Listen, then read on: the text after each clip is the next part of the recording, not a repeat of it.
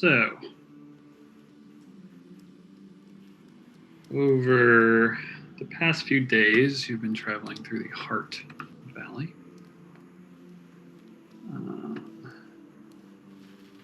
Where you met Wallen, dwarf fellow who had been shepherding zombies to Mountain Heart. You encountered a great deal of flying beasts, as well as horrible plant creatures, and you managed to climb a pretty steep cliff face, leading to the remains of an airship,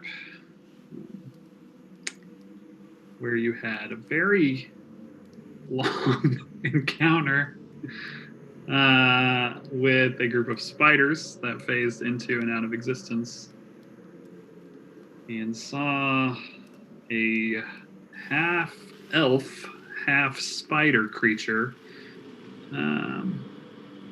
descend from the cliffs above, being chased by a massive chimera. The cavern sounds are real hot.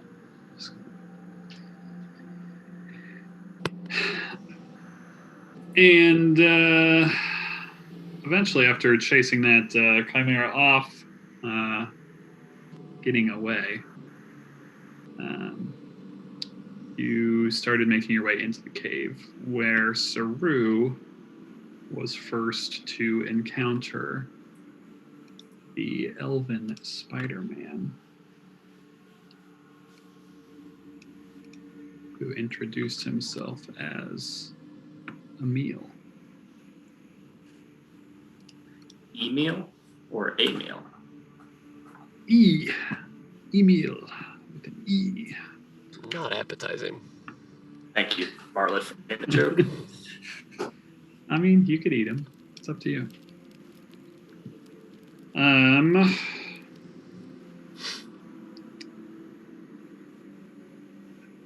So it kind of ended with him introducing himself to Saru and inviting you to take shelter in his cave. He mentioned that the Chimera will likely be back, and he apologized for his appearance. And he was kind of quick to tell you that he would be happy to kind of remove himself from your sight.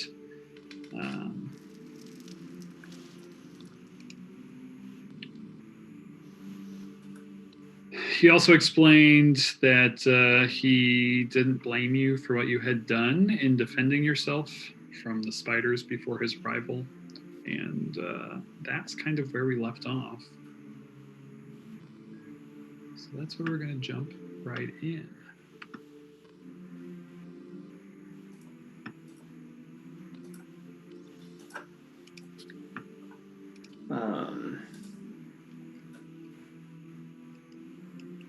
Stephen will kind of join Saru and say, no need for you to remove yourself. We're in your home. How long have you been here? I have been here for some time, a few years, in this particular cavern.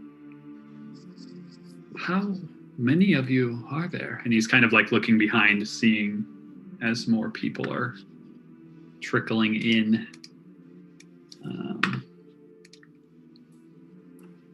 There's 9 of us. I see. But we're kind of, a hodgepodge too. Like, you're not the only different one here. I mean, me, the cat, one of our party has one arm. That guy in the back has horns. So, I mean, And fly. He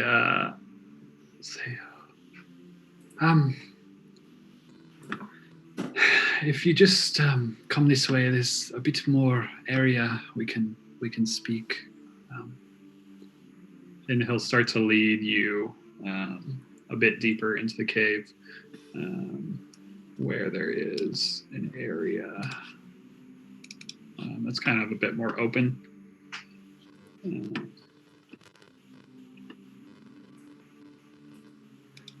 As he's walking away, Steven will kind of like point and like, where's this door go? Oh, that is, it goes nowhere. It is just a room. It's where I keep some of my things. Which way did he go? He went just straight kind of south. I can drag you guys if you want. Oh, okay.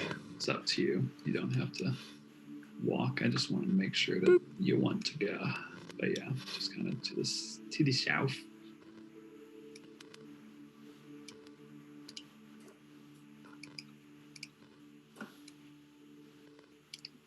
Don't forget the rock.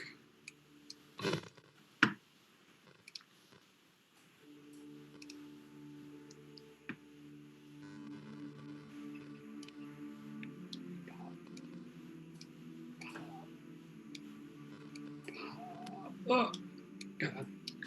Sometimes I grab you and then you move and it gets all wacky. It's hilarious. All right. So he'll lead you kind of deeper through one of the caves that's a little more, like, less condensed with webbing, and kind of make his way and kind of let you all spread out as you will. And you find yourself in this kind of dome-like cavern. You can see all these webs and what look to be like small egg sacs and stuff kind of all along the walls. That some of these caverns look pretty hard to move through. But he seemed to have led you through one that's pretty easy for you all to move through. And into this kind of large open chamber.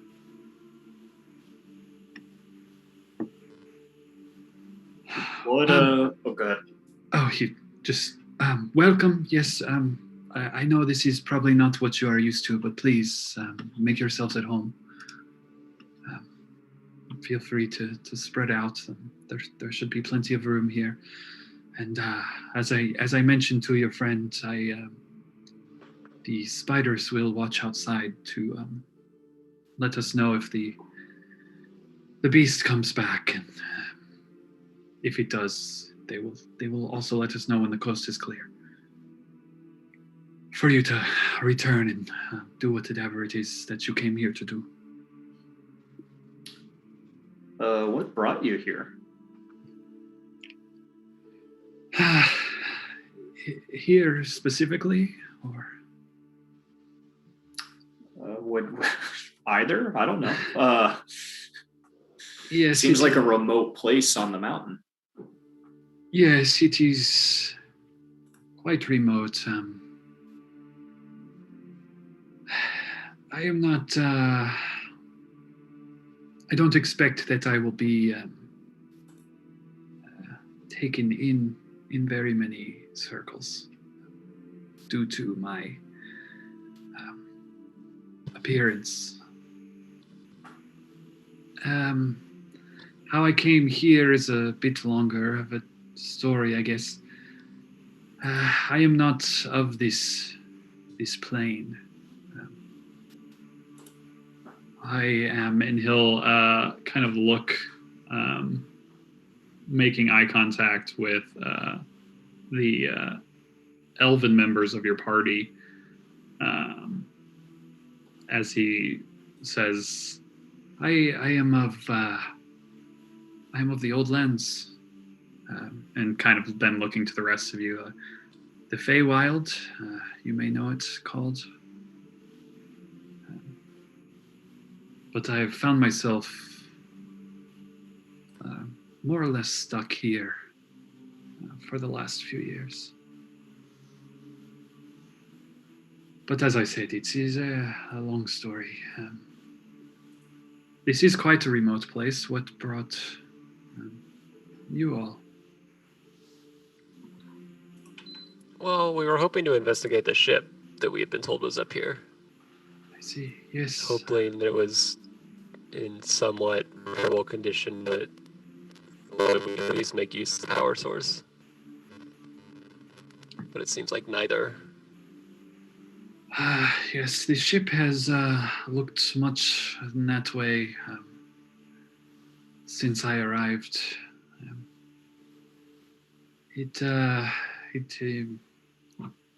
I thought too that it might be a place that I could take up residence or at least use, and that's kind of how I found myself in this cave. The ship was of little use to me in its current state. Not that I would know how to pilot something like that. But there was hope when I came upon it. Was there a power source when you found it? I do not know exactly how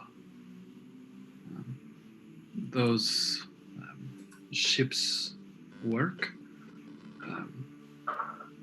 There was not much to salvage from it, if that's what you are asking. I'm not quite the technical mind, or well, really the magical mind either. How did you come here from Feywild?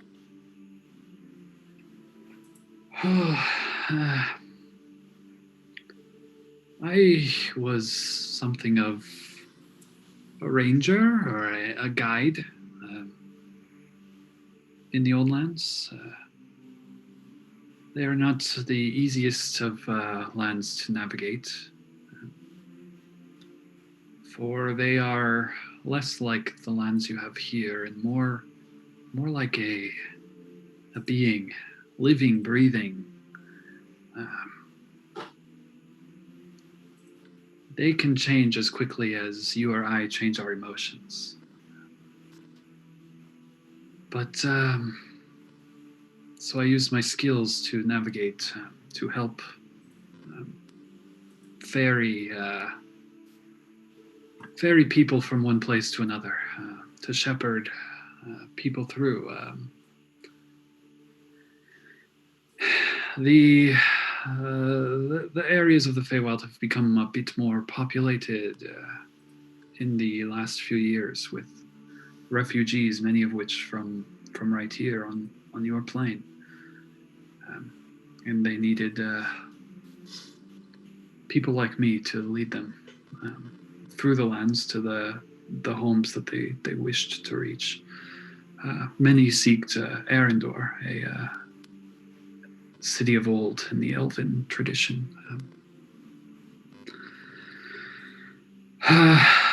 The story of how I ended up here is the same story as how I came upon this.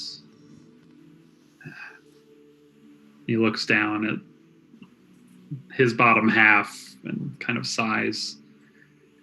This appearance. Not all the denizens of the Feywild are the friendly elven folk that you may know here. And he kind of gestures over to the elves in the party. I encountered a small group that needed guidance. They hired me and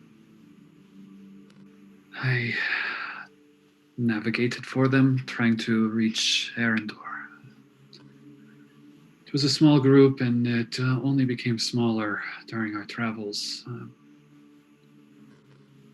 What started as 3 became just I and one other, a woman.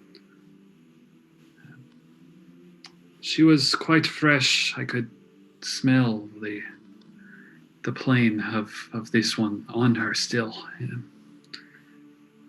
She needed much help, and I did my best to bring her to the place she wished to reach, which was Arendor.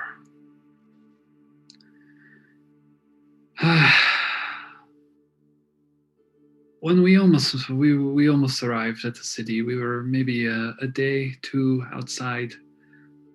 Fairly easy trajectory from there. Nothing much was going to be in our way.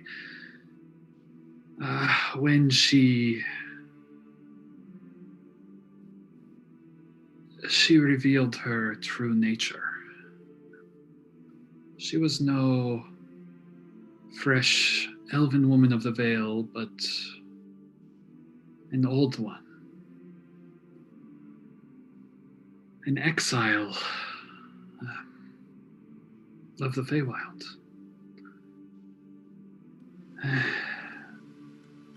And I walked her right back to where she was exiled from.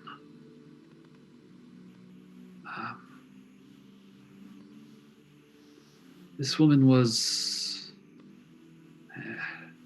what you may call a witch or a hag. And in return for my guidance, well, she did this to me. And branded me with the exile that she wore. I woke up a time later to find myself like this here in this valley. I have searched for Fey crossings in the places where I would expect to find them, and I have not been able to.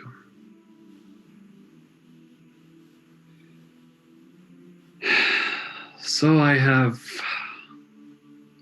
taken up with the only beings who would take up with me, and have lived here for a time.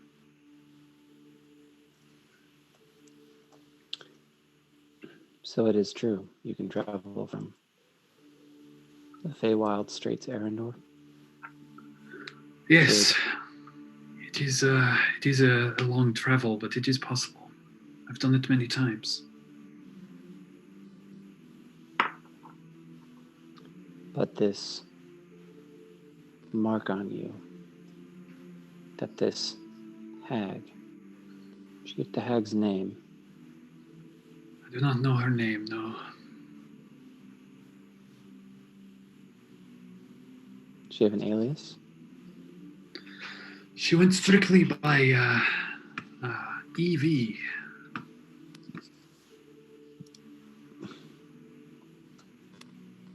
That is how she introduced herself to me.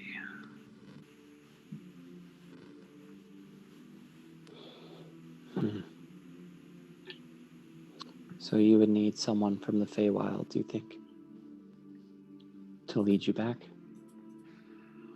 Yes, I think I need to be brought in. I don't think I am able to find a crossing on my own. I don't know how this curse or whatever it may be that sits upon me, but as I told your friend Saru, I believe it was, I did not always look like this.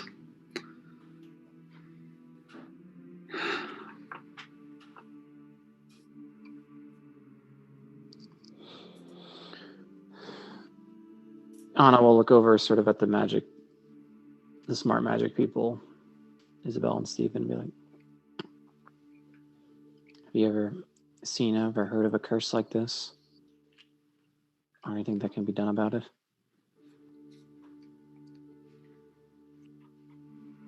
No, I don't have much experience with things like this, but I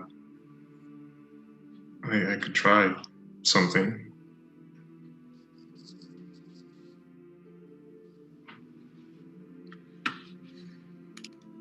Could you do that thing like you did on Yofun? That was my thought process. It could potentially work if it is a curse and isn't too powerful.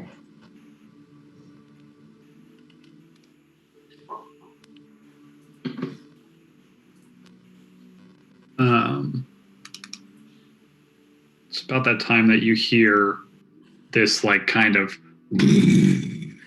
impact, this crashing, and you hear like kind of rocks begin to fall, and then you hear that horrific roar, that three-mouthed or three-throated roar, kind of echoing a little bit distant as it kind of echoes down the halls. And Emil kind of looks up, and it seems we don't need the spiders to tell us. The creature is at least back in the area. And as he says that, in an upper tunnel in this region, yeah, you see one of these spiders kind of phase in.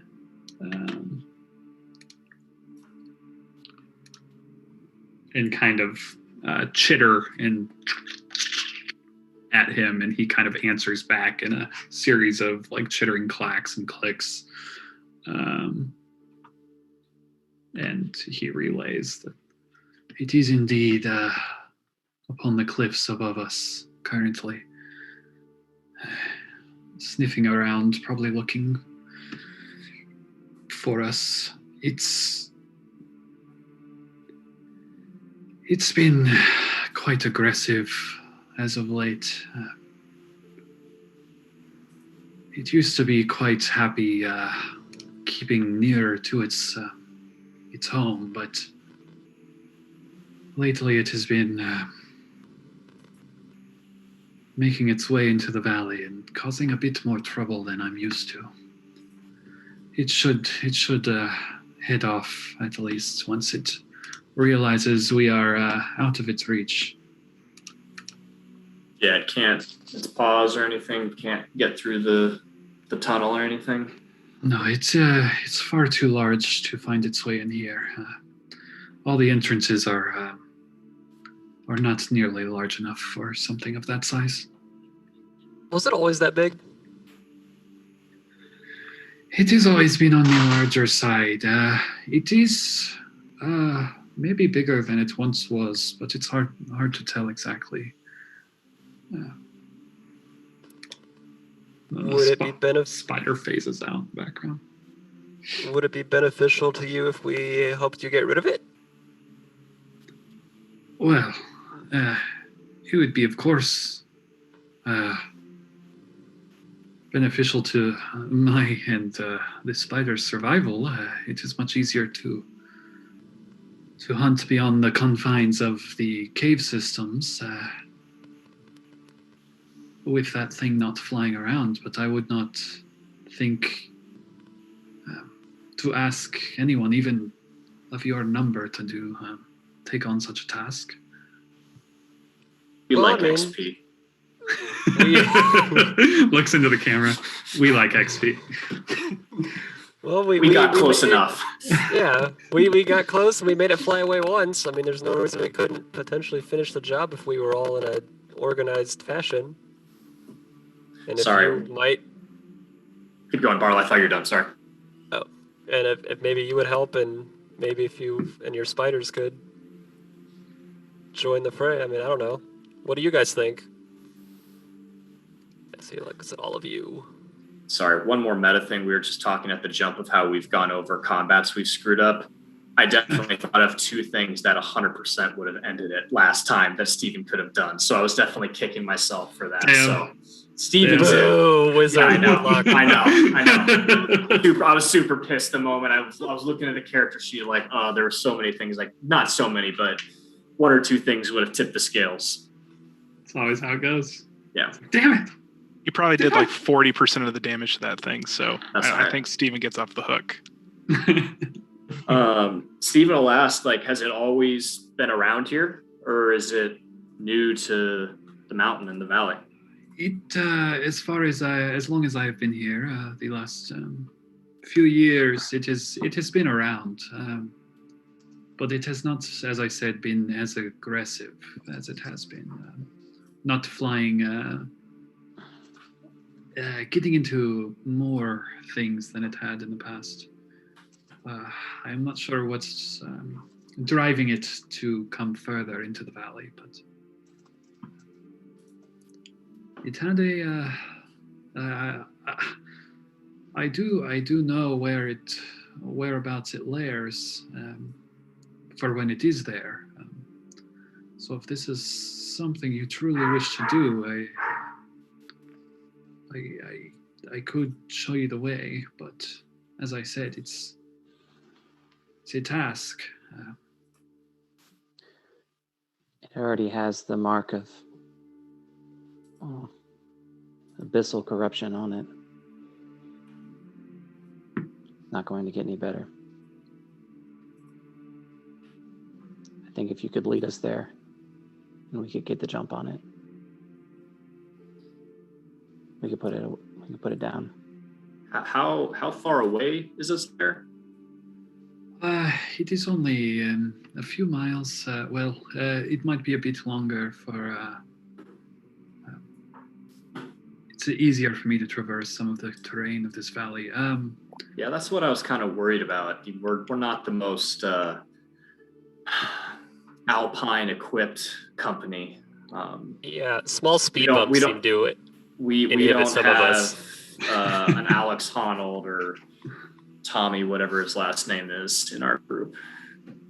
Yeah, you did manage to make it all the way up here. You have Barely. some. Oh, Well, I see. I see. Yes, I mean I can only help so much. Michael, does it still sound like it's out there? What's that?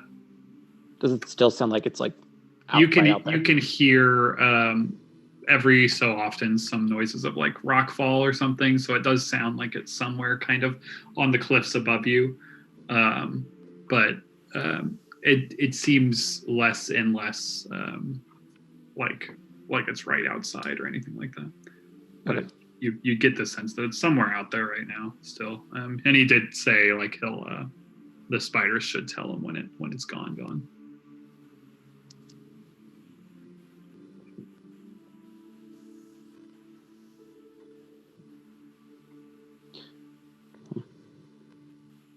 Do we go back out there? Not today. I'm the last fight all but took it out of me, but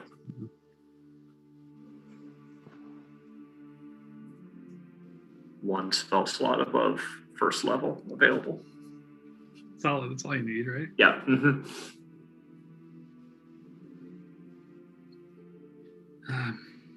But I'm willing to take this thing down. Need to rest first. Yes, as I said, if you wish to stay here, there may be somewhere a bit more comfortable for you here that I could bring you to, or if you are okay in this room, this cavern, that's okay too. I don't want to impose the layer of a horrifying spider monster upon you, but I can assure you that the spiders will not do anything. It so happens that there is a good amount to feast upon tonight, as I have seen. The spiders are not shy about making use of the corpses of their fallen brethren outside. How far do you traverse these caverns, Emil?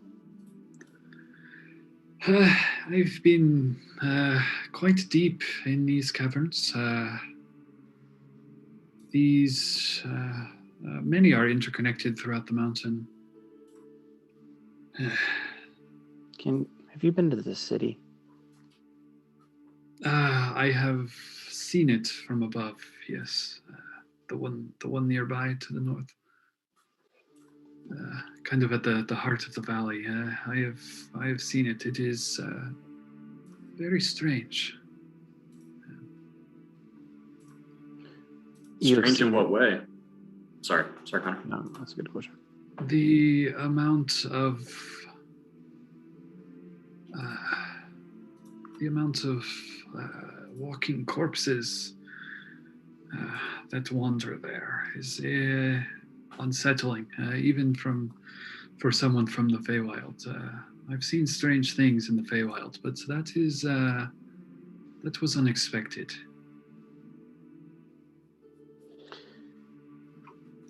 But you've only seen it from above. Yes, You've not seen the white. I've gone closer to it, but it doesn't. It seems rather dangerous to get too close, and so yes, from time to time I check on it. I go look to see what may be happening there, but just from the cliffs. I could. Well, you said climbing wasn't quite your specialty, but if you had time, I could show it to you. It would be a few hours out of the way, but it is in the same direction as the beast, the beast's lair. We're looking for a way in. Into the city. Yes. I would not, as I said, I would not recommend going in there. The city is full of these corpses. I don't know what you would want to, how you would walk through the streets.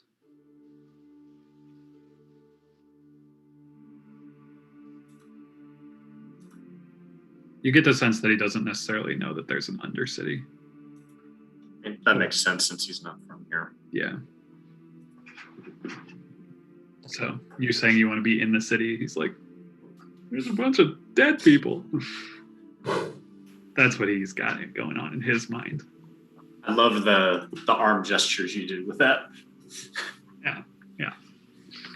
Anna will look to Dvalin and say, would it be safe to travel through the caverns?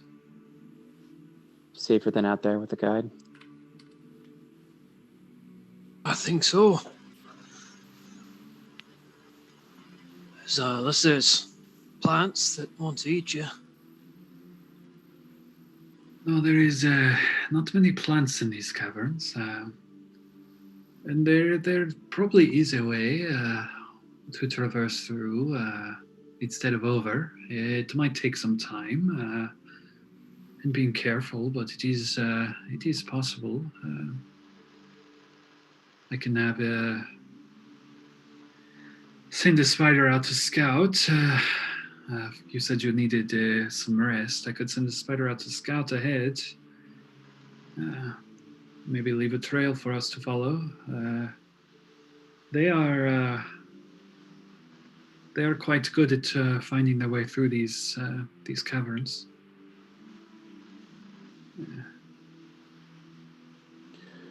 Anna will nod and say, if you are willing to get us through, we will be willing to take care of your chimera problem.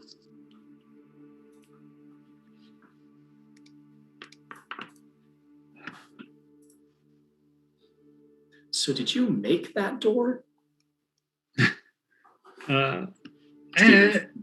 Yes, there are some bonuses, I guess, to this form. The door, technically, I found it, but the threshold and the wall surrounding it, yes, I technically did, I guess, make that.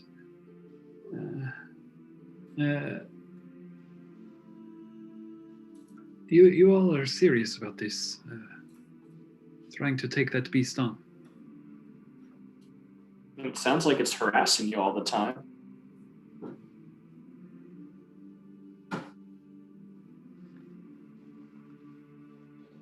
But if it's more of a once in a month sort of thing, then that sounds like it's a big problem.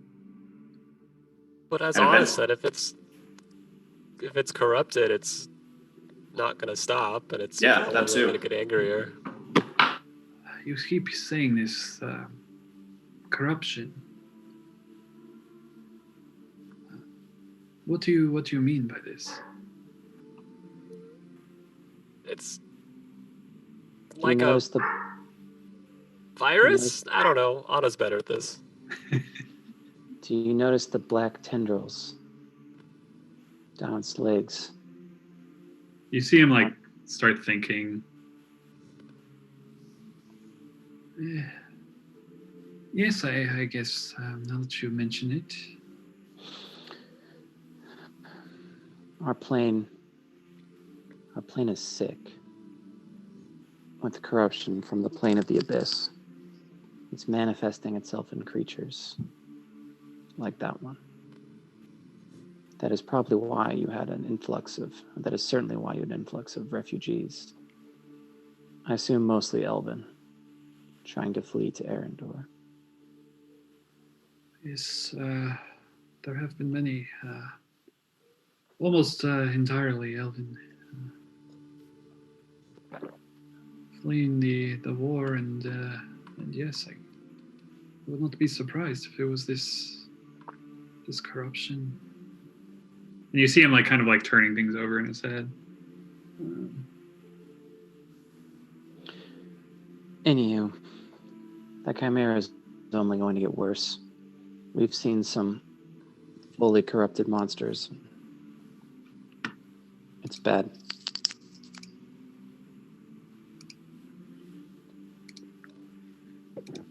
When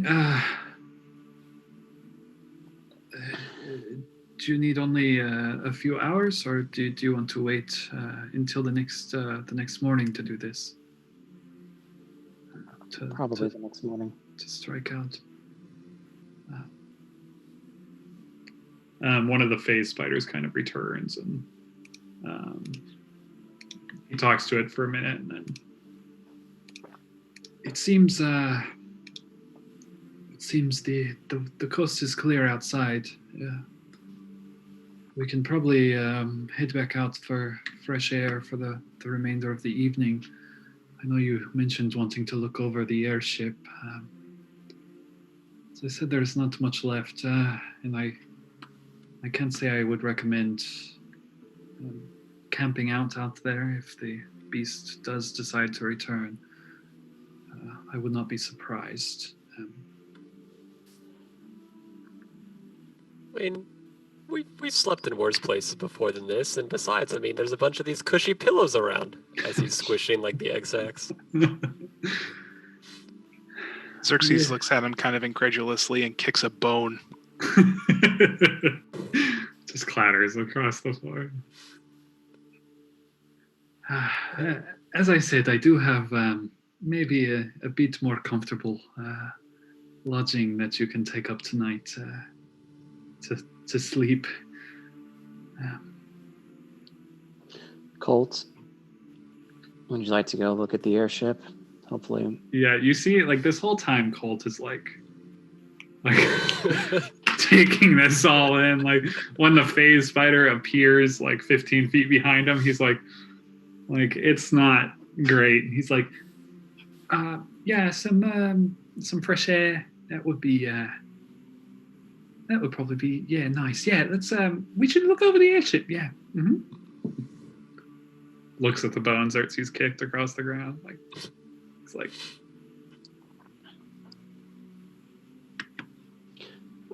Well, a few of you go out with Colt. Anna will kind of look over at Emil and be like, I'd like to ask a few questions. Yes, sure, yes. You all know the way out. I can have a spider lead you that way if you need. Can a spider extend a leg towards Colt to Yeah. show the way? Colt would scream. But yeah, so Colt, whoever wants to go with Colt, just go next to Colt, so then I can just move you as one. Be way easier. Xerxes will ask Emil on his way out, when you were looking over the ship, did you find anything in the bow, in a compartment?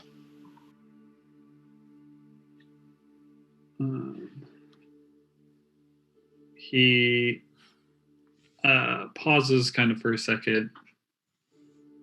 He's like, now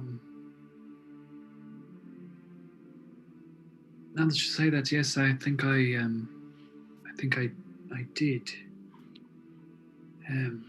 Like a small chest.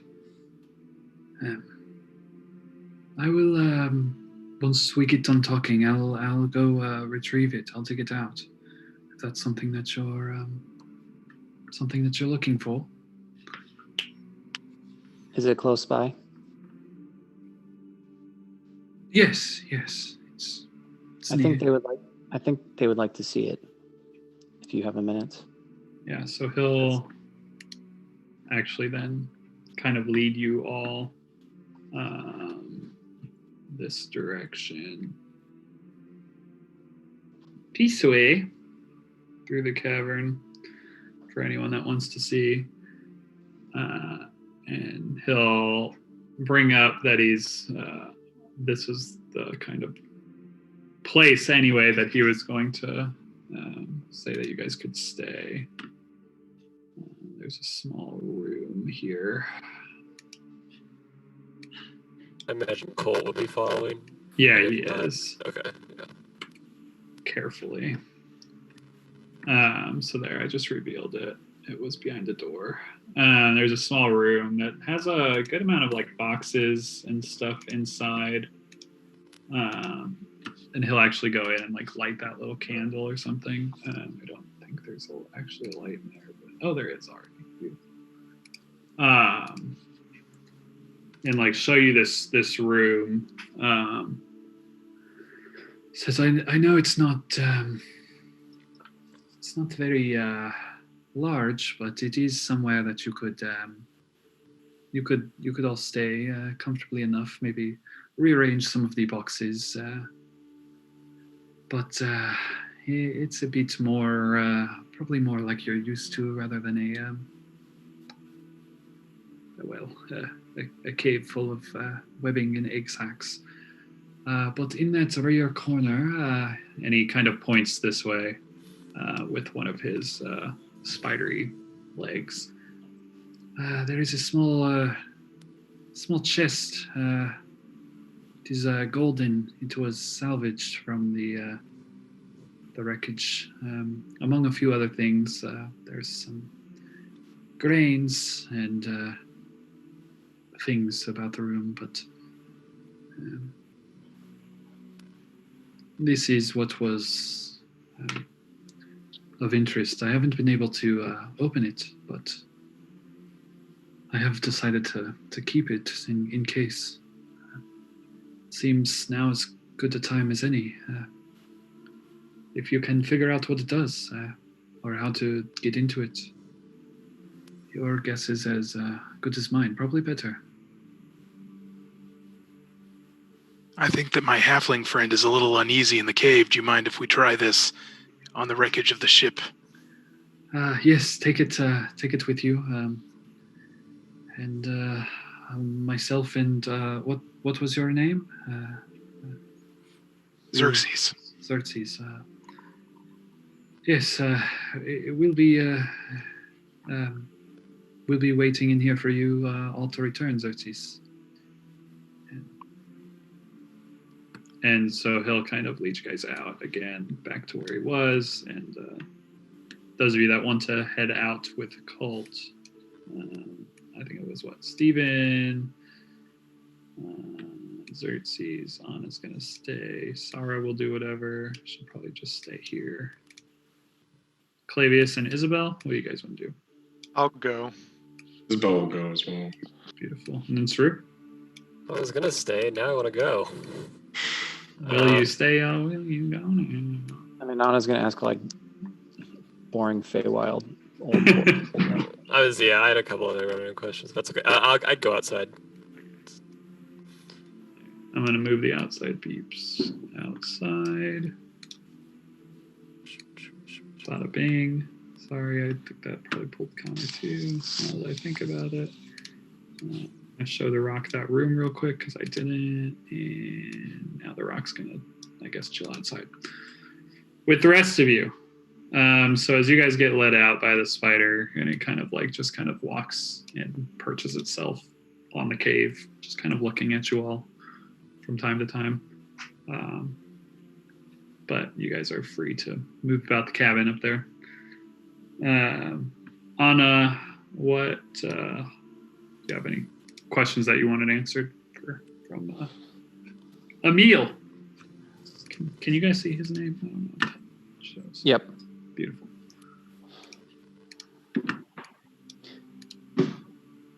Can I ask you, Emil, what was your interaction with the Blade Singers and the representatives from Greyforge? Greyforge, yes. I know of them, but I am not. I am not of the same blood that flows through those elves' veins. I was more of an outsider. I definitely have guided some from Greyforge, a good many even. But I never interacted with the Blade Singers or any of the the royalty of the city. Did they have a reputation amongst your people? Some. Obviously, the Blade Singers are some of the most adept fighters we know. There are some even Blade Singers or that follow the similar path in the Feywild, though they are not properly titled as the great Blade Singers of Greyforge. But they can also hear the song. As far as the elves of Greyforge, the royal family, as I said, I was not. I was more of an outsider, so a loner, if you will. Not one for politics, especially those of, well, really those of this plane or that. Politics in the Feywild is a bit even stranger than politics here. Hard to wrap your head around. But as far as the reputation goes, I mean, a bit snooty, I guess you could say. But what royal family isn't?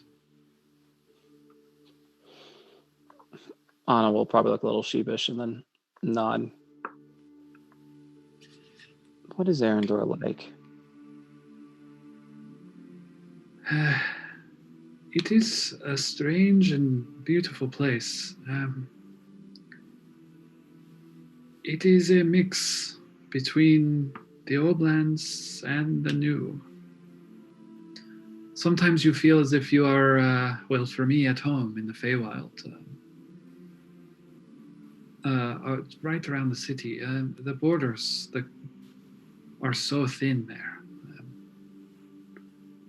It takes nothing at all to cross between one plane to the next. It is a place that's one of a kind. That is for sure.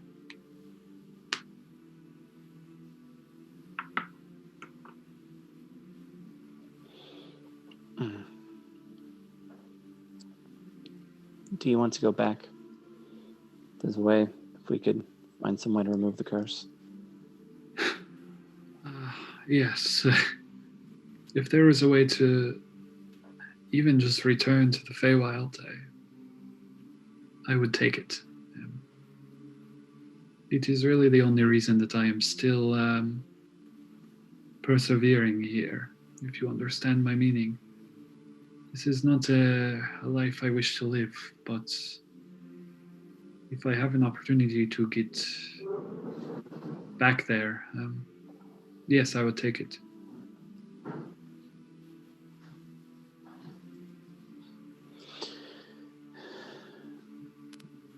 Well, if you can lead us and help us, we will not forget you. So, I will do my best to help, and it is nice interacting with well, my true heritage again. Really, just nice interacting with anything of an intelligence above that of a simple spider. No offense to any of you that might be listening. well, there was a time, maybe not so long ago, where I'd have seen a labyrinth elf mixed with a spider and not taken a long enough time to listen.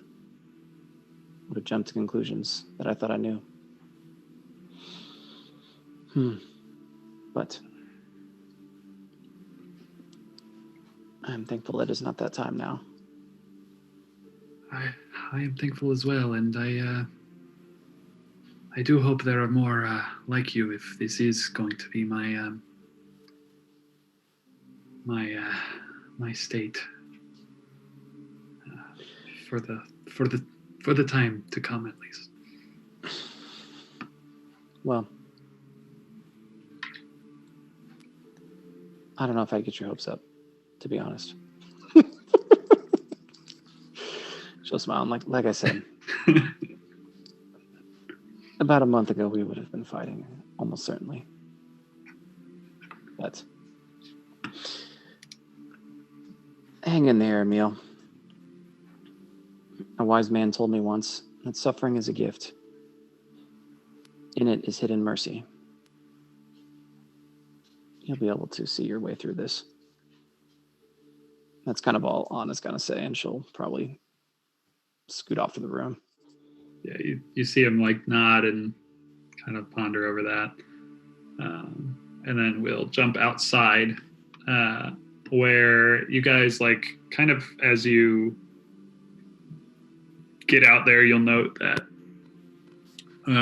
all of the spider corpses have been removed.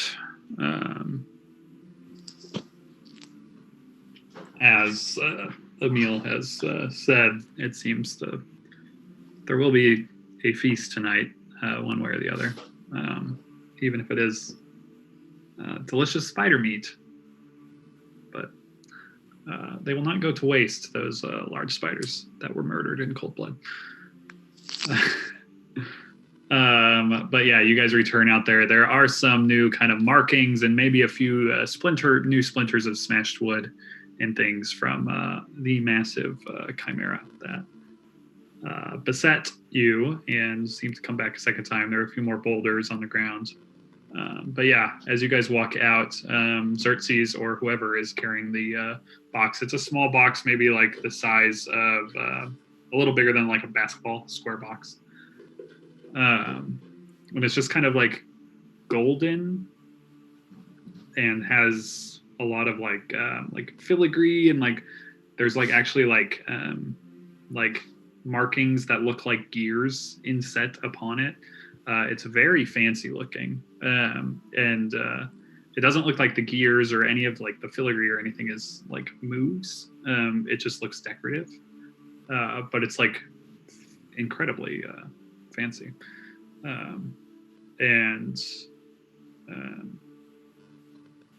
as you're walking out, Colt is like super hyped about this. I've never actually seen one of these before. I knew where they were located. This is the core. This is the power core of the airship. They're located there. And as you're kind of walking out, he points to that front portion of the boat where that chest was located. They're placed in that chest, the one that I ran to. And as he says that, he looks over at Clavius and kind of smiles. I thought this was gone. I was sure of it. Maybe this spider guy is a blessing or something. And he looks over his shoulder at the spider kind of sitting on the wall behind him and shudders a little bit. He said he couldn't open it. Danny's like looking it over. Does anyone have an idea? Can I do an investigation check on it? Yeah. That's the wrong window. Actually, I don't even think I have my character sheet up. It's been NPC roleplay hour. Who needs a character sheet? Yeah, can't Colt just do all this? Nope, he can't do that. Colt don't have a +9 to investigation. So yeah, it's like he's kind of turning it over in his hands. Xerxes kind of starts looking it over, and you find this area in the upper like right corner of one of the panels that seems to look like a locking mechanism, like is kind of hidden amongst the decorations of the box. And it does look like it requires some kind of key, as far as you can tell, to open it up. But you get the sense that that is the like how you would get into this quote unquote like power core. He'll relay that to the group, and then ask Colt, "Have you ever heard of a key for these that maybe the captain had?" Now that you mention it, the captain did have a key around his neck. I thought it was like a frilly thing, you know, like something that he just wore, like a decorative. His thing was a key around his neck. It was Or small. maybe he was just into metal bands or something. Absolutely. But do you think there's another way to get into it? Is anyone a rogue here? Can anyone pick a lock? He says to no one in particular. Yeah, we can't use Fench for this. Fent's not here yet. I don't see a Fent. There's no point like looking for the key among the rubble, right? Captain sounds like the captain would have always had it on him. I would be, even if it is here, it'd be like finding a needle in a haystack. Could have Or gone a key in anywhere. a shipwreck. The key in a shipwreck on a cliff over a valley. That's how the saying should go. You're right. No, it would have been on him. He probably would have taken it with him. The captain always goes down with his ship. Are there any corpses laying about? Did anyone see any uneaten skeletons? Yeah, roll investigation or perception. Up to y'all. Well, I do have a +9 in one of those. Well, one of them is getting down and dirty, and one of them's just looking. So that's up to you. Ooh, Yeah, so Saru, just kind of looking around and like taking in what you saw earlier, especially like you went under the ship, you kind of went all around. There are a few like bones about, but you did not see any like full on corpses left anywhere around the wreckage. Nada. Can you shoot it? Well, yeah, I can always shoot it. But in this case, I don't think that's going to work. Steven will say, I can open it, just, kind of done for the day. Catch my drift. Afterwards, I better hope the Chimera doesn't come back, and he'll cast that at the 4th level. 4th level knock. I love it. That's Yeah. hilarious. I think just by sheer force, the metal door in the cave opened, the Yeah. room to the storeroom opened, just anything that was locked. Yeah. Anything that was All locked 150 feet within a done. 150-foot radius is just Yeah. wide open. So yeah, now the chest is open. When the chest opens, and it does, you see that area just kind of start, and all the like little gears that looked so decorative before start turning, and the box like basically starts, you feel like it starts almost disintegrating in your hand, because it is just rapidly, everything is turning and folding in on itself, and then it is just like you're holding like a platter, like just the bottom panel is now there. Everything else has kind of folded in, and it's super thin, almost impossibly thin. And sitting upon it are a few things. There's a small bag, like a pouch. There is a metal rod that is golden, kind of the same color, just about like that long. And that is all that is in the chest. Oh, well, there's one more thing.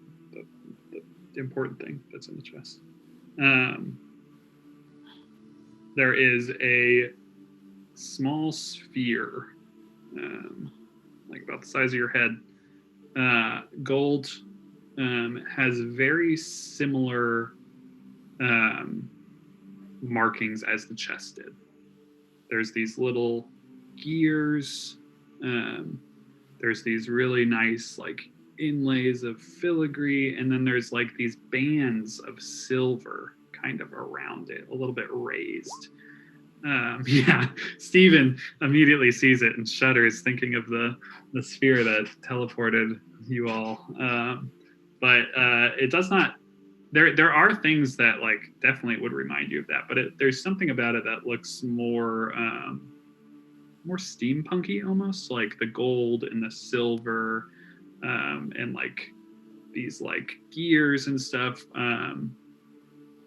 And one of these folded over things kind of looks like the design of like wings.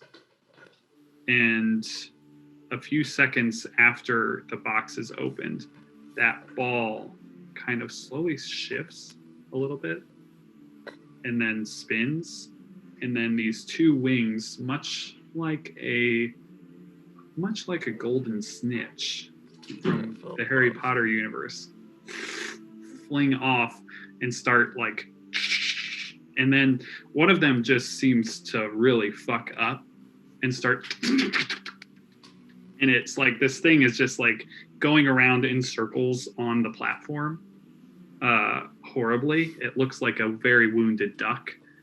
And then you see an apparatus kind of open in this bulbous shape, kind of pop out as it stops like flailing around.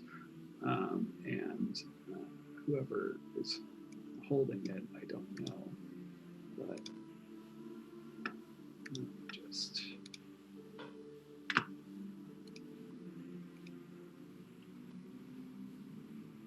it looks like an eye, like the glassy blue eye just protrudes from this metallic sphere. and then these two arms protrude out of this thing that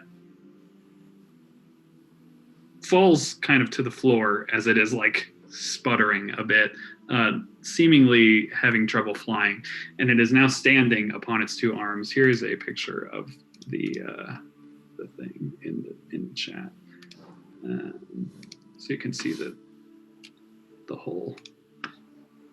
It is not holding a dagger, but and it is kind of now standing on these protruded claw-like arms. One of its wings seems pretty fucked, and it just starts looking at everyone. And you can just hear this like very subtle like clicking of clockworks and gears. And 807 break. Brought to you by Sandhills Brewing. Hell yeah. Brewed in Mission, Kansas. Delicious beer. All right. So, this strange thing is now standing, question mark, next to you all. It's like 2 feet tall and has fucked up wings, which it has now decided to fold back onto itself. And so now it is just this little ball with this glowing blue eye. And it just kind of like looks back and forth between you all as it clicks, as gears whir inside of it. Hey there, little fella. It looks right at you.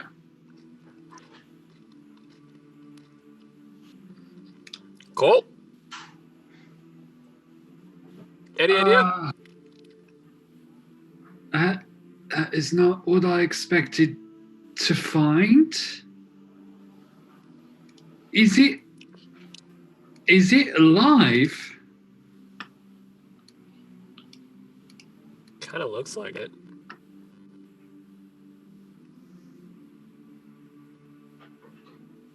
Hello? Dun, dun, dun, dun. He taps on it. And it just like takes a step back and like looks at him. But it says nothing. Xerxes, do you think you could fix its wing?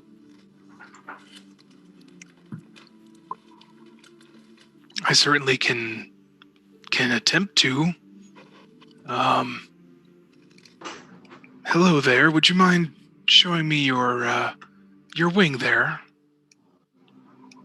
It looks over at you, and its eye kind of like squints a bit in your general direction.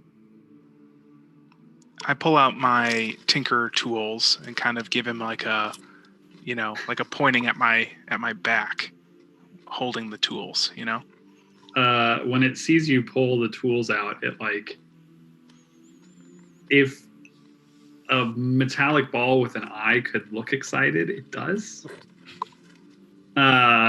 And you actually see it then pop both of its wings out, and one of them just kind of like sparks a little bit as it pops out. But yeah, it does that. I mean, I know that I'm no stranger to creatures made out of mechanics, but have I seen anything quite like this before?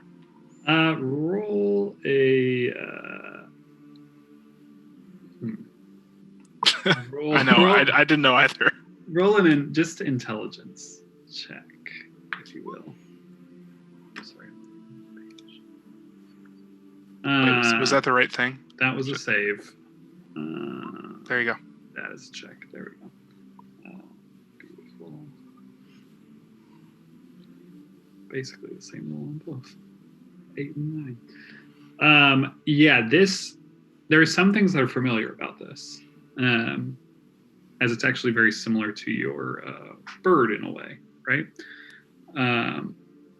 But there is some amount of sentience, like, that is like very strange about this thing. The design is similar, as in like the way the banding is across its surface to that of the ship. Like it resembles parts and pieces of like the decoration of the ship. But as far as like seeing a moving living being like this, you have not encountered this before. That makes sense. Can I take a look at his little wing there and see if I can identify the problem? Yeah, absolutely. Tinker's check is fine. Anything like that. Yeah. So taking a look at it, you actually are pretty quick to identify the problem. There's like a missing piece that is not there at the point where the wing kind of attaches. There's something missing, some kind of sprocket or gasket or other cool name. Wish I was a car guy. I would have just told you a cool car thing. What is that thing? Kill off trucks? Like there's like a catalytic converter missing from this thing. Yeah, somebody probably cut it out. Sold the bronze Yeah, exactly. or the copper, whatever's in there. But yeah, there is a piece missing from its wing that looks like it would just need to be replaced. And like looking at the other wing, like it's easy enough, but you would need like a forge or a workshop because it's custom looking. But that would be easy enough to replace for someone with the know-how.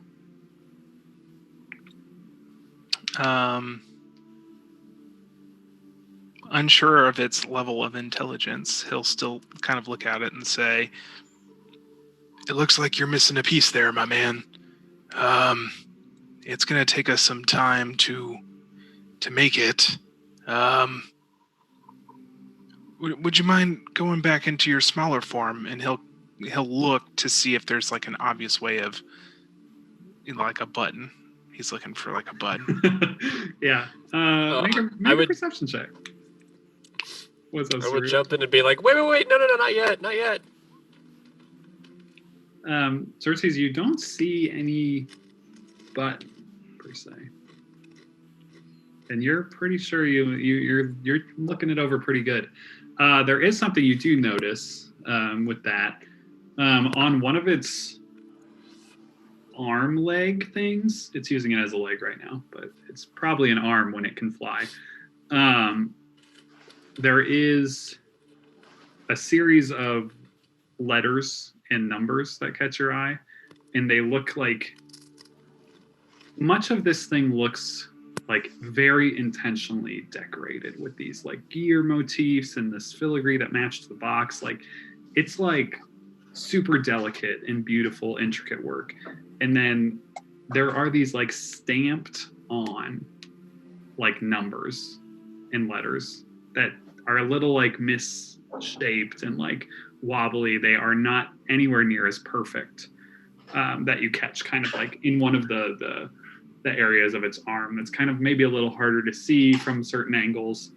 That says this. Just gonna 4, 8, 15, 16, 23, 42. I was gonna say XAEX or XAEA-XII.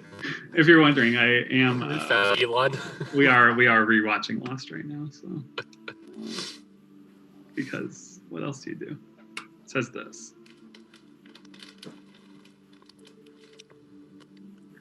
That's stamped onto its arm.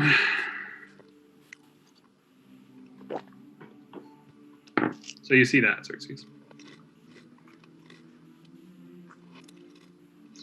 Does that convention mean anything to me?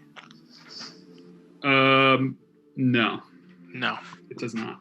I mean, I can intuit that, Yeah, there's been 116 units.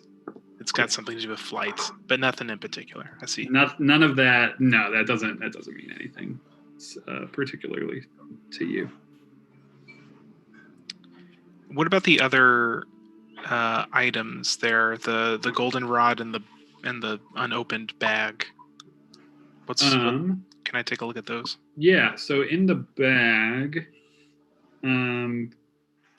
are 10 small crystals that are immediately familiar to you, as Saru carries at least one of these. These kind of pale whitish crystals that are arcane crystals. There are 10 of these in that bag. And then, yeah, the rod is just like this metallic rod. It almost, just to go with the golden snitch, it looks like a wand, kind of. It's just but it's metallic, golden, just matches, kind of similar to him. It's completely smooth. Just golden rod thing.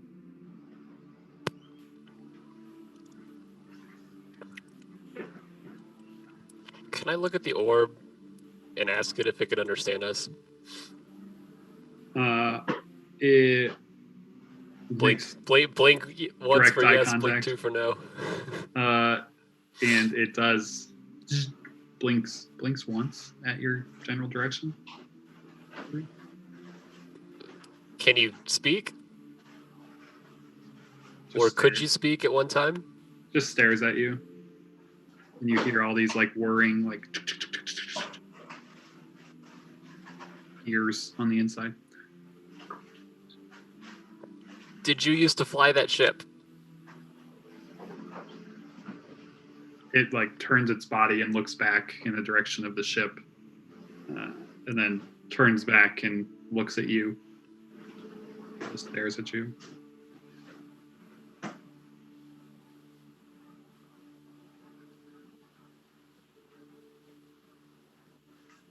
So it can half understand us, but not really. All the while, just like, yeah, just that very low, like whirring sound, kind of constant clicking.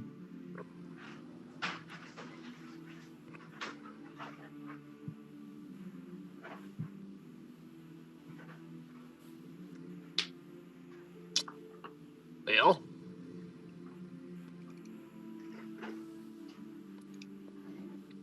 I don't think that simple mechanics could do something like this. Stephen, Isabel, can you confirm that there's something magical going on here?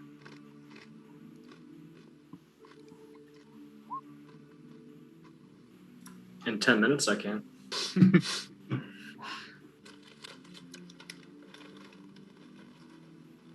Isabel just shakes her head.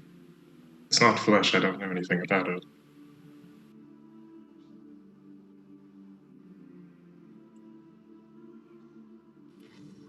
Anything anyone wants to do while Steven... so when I asked it if it could understand us and it blinked, did it look like it blinked, like responding to when I said once and twice no? Or did it just kind of blink like it was just blinking? roll an insight check. Now we're rolling. Now we're rolling those dice after NPC hour. It looked like it was responding to you, as far as you can tell. So why didn't it blink on the other questions? Because I didn't ask Well, it to. Who's well, to I say? mean, it made a lot of noise when you asked if it could speak, so maybe that's how it talks. I mean, I Stephen still will asked look at it, I the. don't Well, know. I'm doing original. No, I know. I don't know. I mean, I guess we can play 20 questions, yes or no answers. That's kind of what I was going for with that was the, because I guess if it could talk, it probably would have.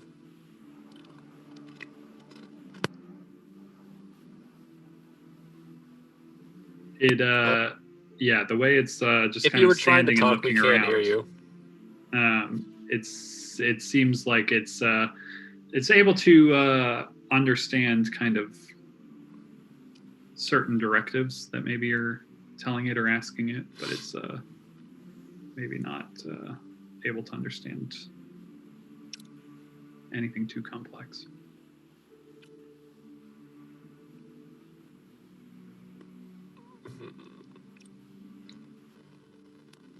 Can you go back into storage form? Can you turn back into your Pokeball? Are you asking it this? Yes. It like curls its wings back down that are out as Xerxes is kind of done licking them over, and it puts its two hands or arms back into its body and is now sitting on the ground, looking up at you all with its protruding blue eye. It's just kind of slowly like rolling a little bit.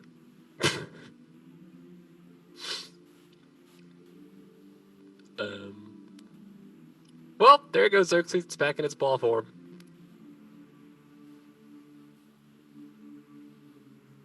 I'm gonna have to take some time to try and figure everything out here. It seems pretty clear that it's involved in the flight of the ship, at least it used to be. If we can figure this out, perhaps we can replicate it. You see Colt like look over, and he just looks so absolutely dumbfounded by this. Like, this might be the last thing. Like, he would have expected some kind of miniature chimera to jump out of that thing and kill him before he expected like a sentient basketball.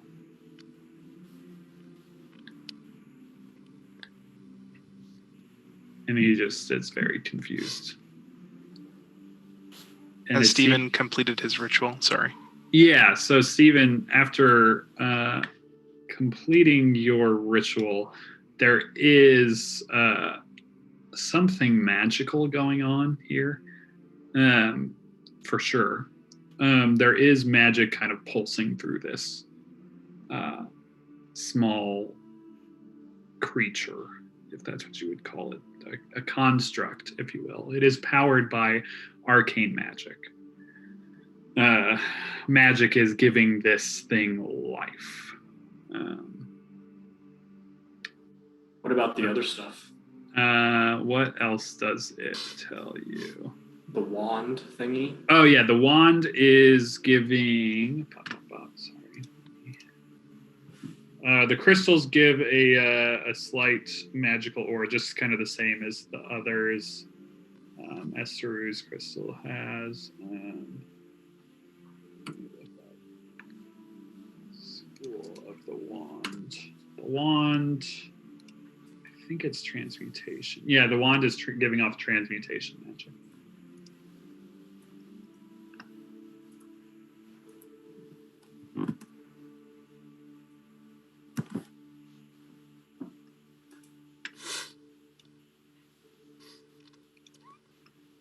Can I pick up the wand?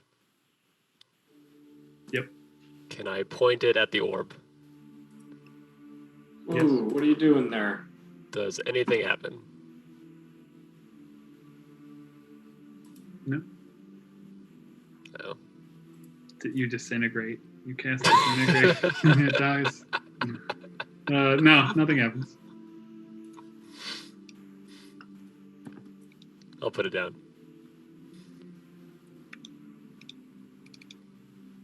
Now it blows up.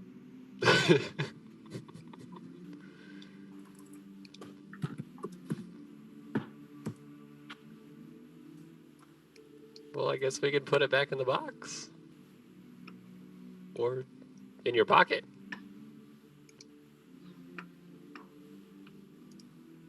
Did it actually go small, Michael? It's like this big. I mean, the ball has never changed size. The ball is always the same size. It just extended. Oh, its in bits.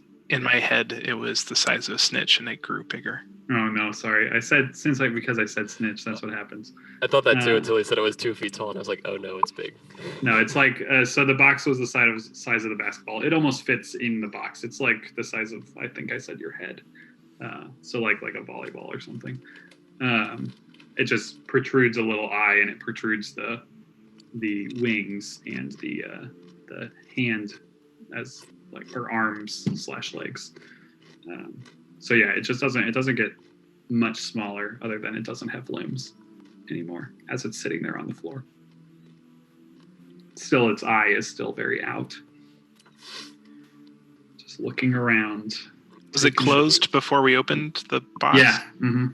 There was no eye. It's kind of just a flat surface with all its decorations.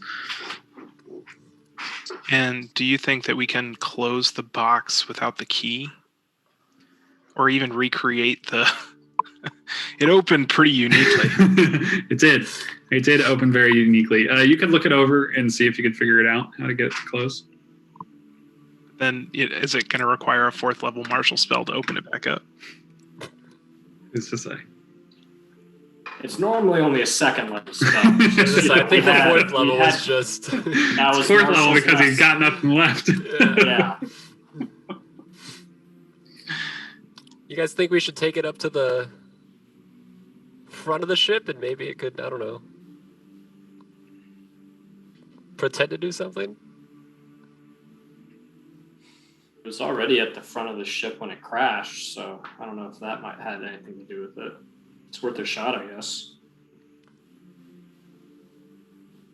Especially since it appears to be damaged, I'm not sure, but we're here.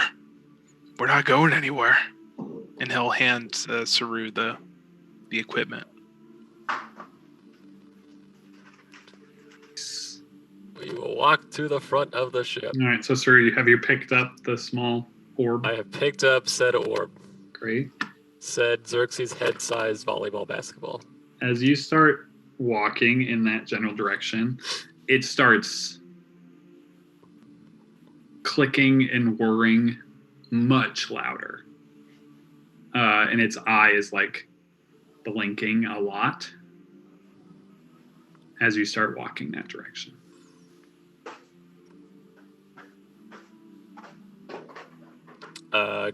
Can I set it down on a somewhat flat surface so it doesn't roll away? Yeah. There's a surface. I'm setting it down to see if it would like It stops. its arms would protrude or Yeah, it stops making all the noise. And it sits there. Its arms are still away. Its wings are still away. But it stops making all the noise. Link, 1's for yes, 2 for no. Is it painful for you to go back to the ship? It just kind of looks at you. It doesn't do anything. I'll pick it back up. Yeah. Is it still quiet? Just as it was.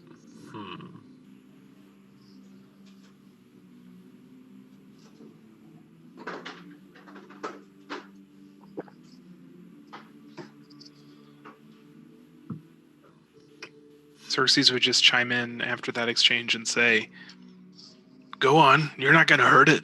It's probably just excited doing what it's designed to do." Well, I don't know what else I can do. Like, I brought it to the front of the ship, and then it just got quiet. I mean, I guess I can walk further. As closer. you start moving further, Saru, after picking it up, it starts again. The like clicking, clacking, these whirring sounds. Its eye is looking everywhere as you start moving in that direction. Do you continue? So is it? Is it basically? If it's obvious, like when I move a certain direction, left, right, forward, back, that it gets more and more clicky, I guess I would basically follow that you know, the whole hot or cold game, more or less. Yeah, the closer you get towards the front of the ship, the more noise it seems to be making. Then I would basically go wherever Colt was looking for that box, that space, I guess. Or I would just no, yeah, it would go all the way to the front, which is where that's where I Yeah. was So as thinking. you Okay. take it like kind of out over the cliff past that area towards the very front of the ship, it protrudes both of its wings and they just start flying everywhere, and its two arms also come out, and it's going to try to punch you in the face. Oh, come on now. This says dagger, but it is just a fist at the moment. Does a 16 hit? Yeah. So you take 1 point of bludgeoning damage as this thing makes contact kind of with your jaw as it's flailing around, and it attempts to pop into the air and fly, though it cannot physically do it. And it kind of smacks against the edge of the ship and is now kind of rolling around on the floor. What do you I'm do? going to absolutely make sure it doesn't fall off the edge of the damn boat. Make a dexterity saving throw. Try and nab that puppy. Damn it. Okay. So as it's kind of like flailing everywhere, you're able to get your claws around this thing and kind of pin it in place, and it is just like flailing wildly We're gonna about go back its here. current situation. As And as best I you can. as you start kind of maneuvering it back and pushing it backwards, it seems to kind of stop fighting against you. And though it does not put its wings or arms back in its place, like it's keeping them out, it seems to Not stop beating me fighting up. you. Yeah.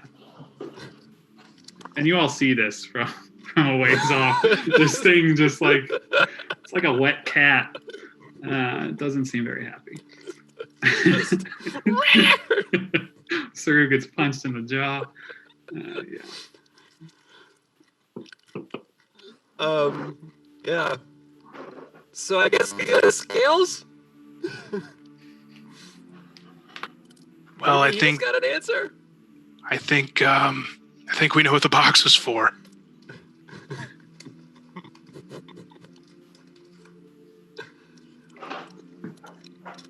I'll carry it back to Xerxes.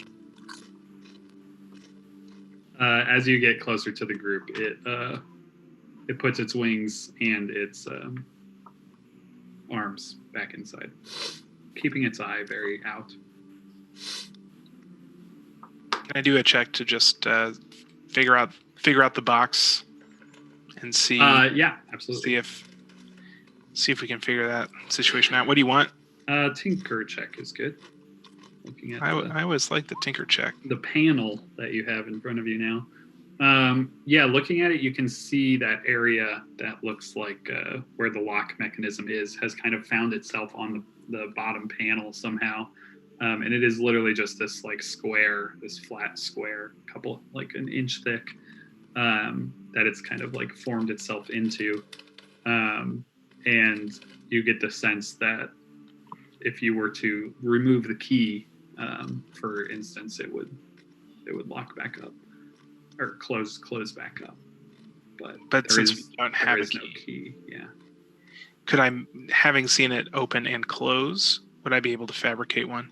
It's possible, yeah. It's possible. So right now we're just stuck with it open. It seems currently you're stuck with it open, yeah. You have a nice plate. You have a very cool square plate, which could be really fun to eat stuff off of. You never know. Magic wand. Or And a magic beat wand. stick. Or a beat stick. It's up to you. I mean, you can use it as a beat stick, sure. 1d4 damage, bludgeoning. Well, I guess That'd be fine. we can go back and talk to Emil. I don't think he'll be much help. It seemed like he had no interest in such Oh. things, but No, not about this. Just to, see if Anna's done with their conversation. Although she's out here now, so. Just, Yeah, she is it, done. I don't know if it's getting back in the day or what. It's probably getting later in the day at this point. You're after 5 at this point.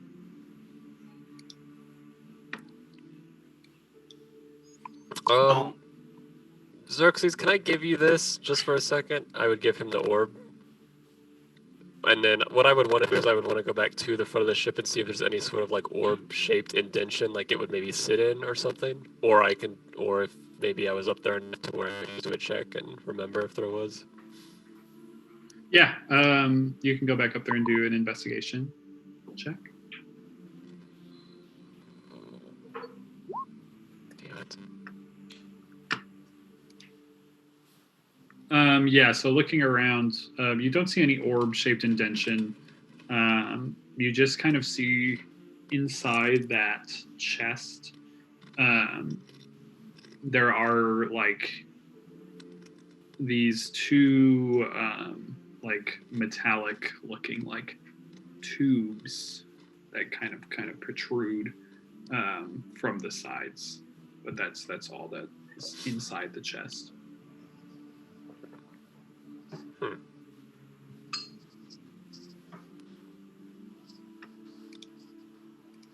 Okay. That's what you see. I'll take the basketball back. Beautiful. Unless Xerxes really wants it. His name is far too long. I'm gonna.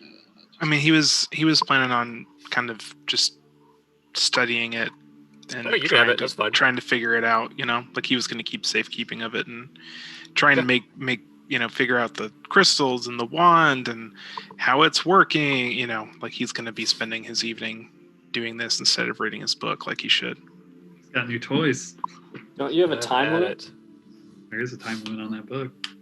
Dun dun dun. What's one day? Yeah, I mean, he put in the work on it, so. Or you can read the book and I can mess with the thing. Or Steven could throw it off the Or side they're of the mountain. poking it with a stick, like. Well, Stephen wanted to look at it from a arcane perspective. While he reads his book, that's cool too. No, it's up to you. Stephen will ask Isabel, were you going to try and do something for Emil back there? Oh yeah, we got Kira's spider legs. We'll have to wait till tomorrow. Very relatable. Indeed. What's your guys' plan? Do you guys want me to move you into that room, Guess we go back inside. or are you staying outside? I would go back inside because I have a couple of questions for Emil. But I also have stuff I need to go pull out the oven, so I'll be right back. Sure. The hut could resist a chimera, right? Mm-hmm. Yes, it can. Stephen was planning on casting it at the mouth of the cave. Because at the eighth level. I imagine Colt's not too thrilled about that. Yeah, he wouldn't necessarily hate not being in the deep dark depths of the spider cave. I know Dvalin had his reservations. I mean, Xerxes is cool. He'll sleep wherever, as we know. But just thinking for the peeps out there. Yeah, you get the sense that Emil would not be offended, no matter where you end up, if that's your worry. I'll stay in the hut then. He will probably at some point just kind of come out in that area and just like to check on things. But if you guys are saying, yeah, we're just going to sleep in the cave's mouth, we feel safe enough here, he'll let you know that he'll send kind of a spider through the caverns and see if he can lay out kind of a safe route through towards the Chimera's lair. If that's the goal for tomorrow. How often does the Chimera come around here?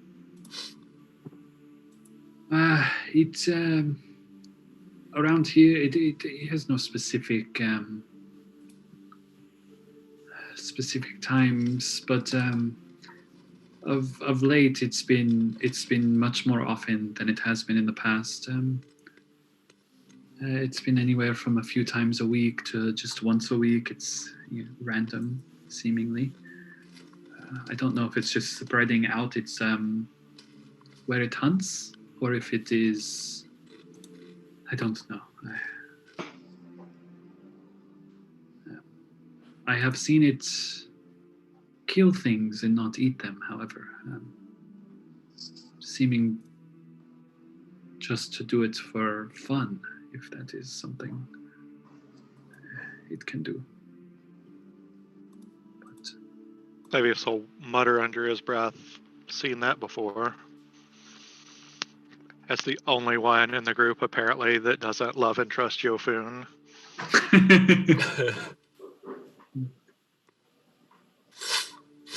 Everyone must love Yofun. Right, Arthur? Dun, dun, dun.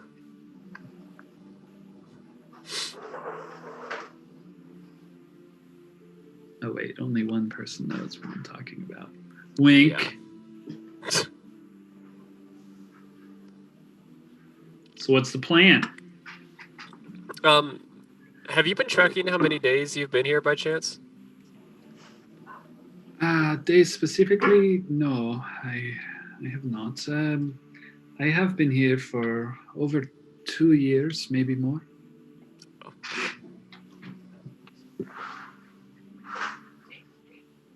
Would that have... I'm still here. I'm just opening Never the mind, door. you're fine. No, I answered my own question.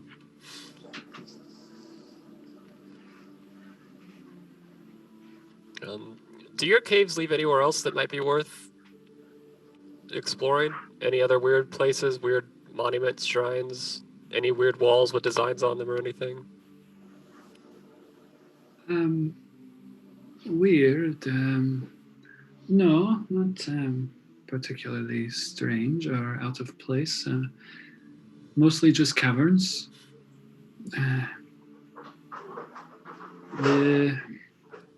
The area surrounding the lair of the creature is interesting, but nothing else of note comes to mind. No? Why? No, just curious. Every once in a while we come across some weird spots, some weird cave or whatnot. And then since we came from Briarwood with the wall, I don't know if you're familiar with it, similar to the wall around Greyforge. Every once in a while we come across similar symbols, and they just kind of seem to be out of place with no big rhyme or reason. I'm sorry, I'm not very familiar with the greater area of the region. I know of Greyforge, of course, but I have not traveled very far around this area. That's all right.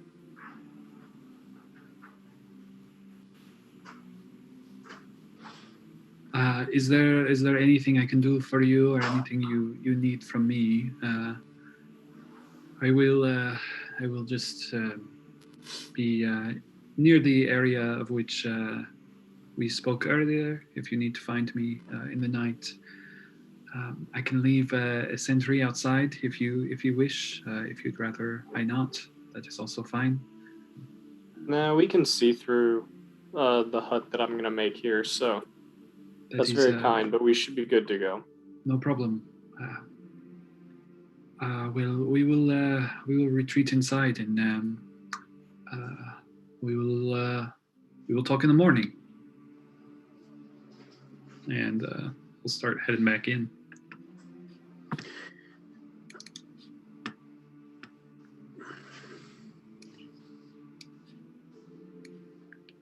Leaving. Anna would like to have a conversation with Steven before the night ends. Beautiful. On the RP.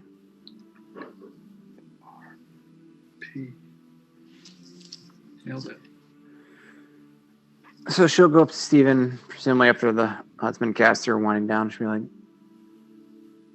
Steven, can you take a look at some things for me? She'll like kind of flip open her notebook and she'll sort of, I don't quite understand what I did today, but I've seen you do it. I've seen you cast, well, called a shield before. And that's what I did. I've been writing these, well, some things in my book. She'll like kind of like hand him her book and be like, I just thought they were, I don't know, I kind of did it when I was in and out or meditating or doodling, but do you know what I'm doing? Can I make an Arcana check on the writings?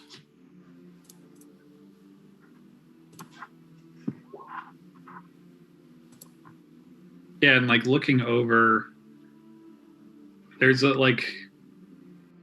she's showing you her book, and there's writing in it. There's some writing, but there's also this like, it does at first glance look like, like someone would doodle or daydream, like kind of like doodles, but there are these strange undertones that are super familiar to you, that are like arcane equations that are very similar to what you do to learn to create and make spells. These very mathematical, but there's something about hers that are much more like creative, and like guess and checky in a way, but like they're very strange in comparison. But there is these very like connected to the arcane and to like how you develop and learn spells.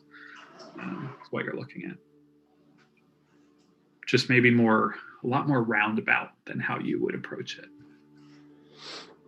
Yeah, I mean, there's something here. Like I saw out of the corner of my eye. I didn't quite put it together, but it was a shield that you cast. How long have you been writing this? Since last level? better part of a week, maybe. Since 2 levels.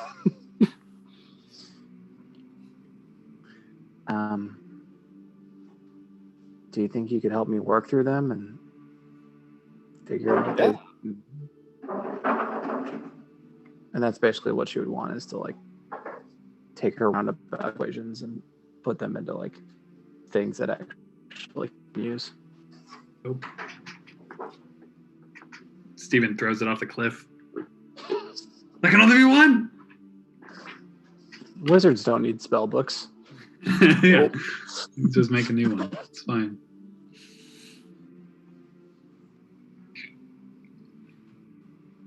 Anything else in the old hut? Or outside? Steven's the only one who has to stay in the middle. I think Saru would actually go sleep in the cave, assuming Emil sleeps in that like big open area. Yeah, he does. I think he would sleep in there, just to give him like one other non-spider. Yeah, as you enter, you see him kind of like curled somewhere in the back, like kind of amongst some of the webbing. There are a few other spiders around. Some of them, the blue and white phase spiders, and some of them the just other kind of large spiders. And he kind of like sees you as you walk in, and he'll kind of like nod to you. And there's definitely part of him that you can tell feels some comfort just from like sharing the space with someone that isn't unintelligent, 8-legged freak, if you will. But yeah, and like, so you're able to kind of find an area on the floor or amongst some of the like small pillows, as you called them, to to find somewhere comfortable enough to stay. Anybody else doing anything? Let's do Over some the potion night? making. A little potion making in the bubble. Making some bubble potions. Is everyone in the bubble? Everyone but Saru. But Saru? I think, yeah. Okay. Then I'm good. Does Emil like music? I would ask him if he doesn't seem. He would say, yes, music. I do like music. I've And I not would play a little. heard any good music in quite a long time. I'd play an old thing before bed. Awesome. So from somewhere in the Going throughout hut, the cave. you guys can hear, the echoes of Saru's music into the night, which is probably pretty comforting for a lot of you, as it's something you're familiar with. Love it. Yeah, Xerxes will just. Oh, There it is. There it is.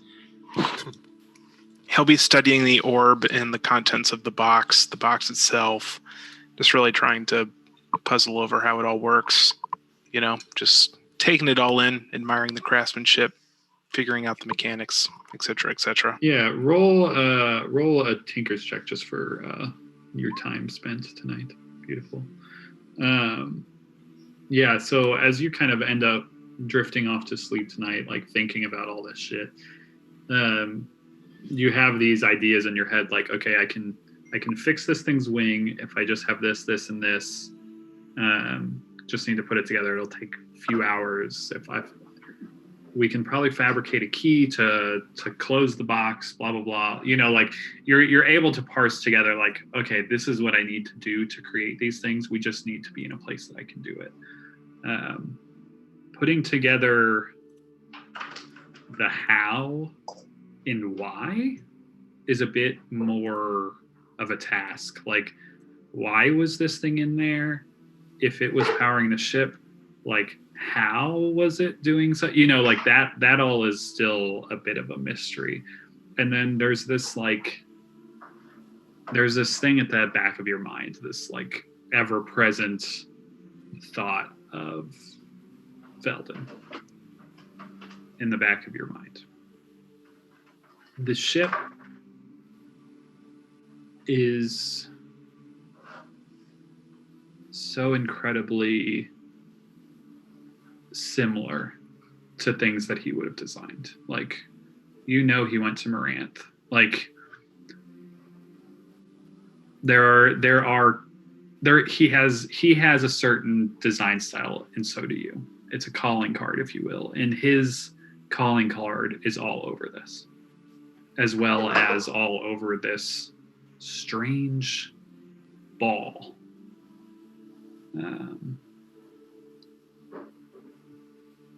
But you can't necessarily say, oh, this is definitely him. It could be someone that was influenced by him. I guess it could be something that he was influenced by, but like, like that, well, he went to Moranth or said he was going there, and that's where these came from. So that's kind of ever present, this undertone of Veldin. There can only be so many people that would have the skill, Exactly. So that would make sense. And it's like, you're like, well, small world, like, push it out of your mind, but it's like, you can't, it's there. Anything else? Nighty-night time? I will advance the calendar. Michael remembers to advance the calendar. Clicks the condition button on accident. Advances the date. 1 day.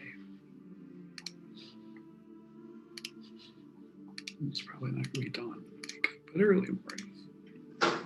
Boom. Ooh, a light rain falls as you wake up the morning of the 17th. And I change the sound. I should.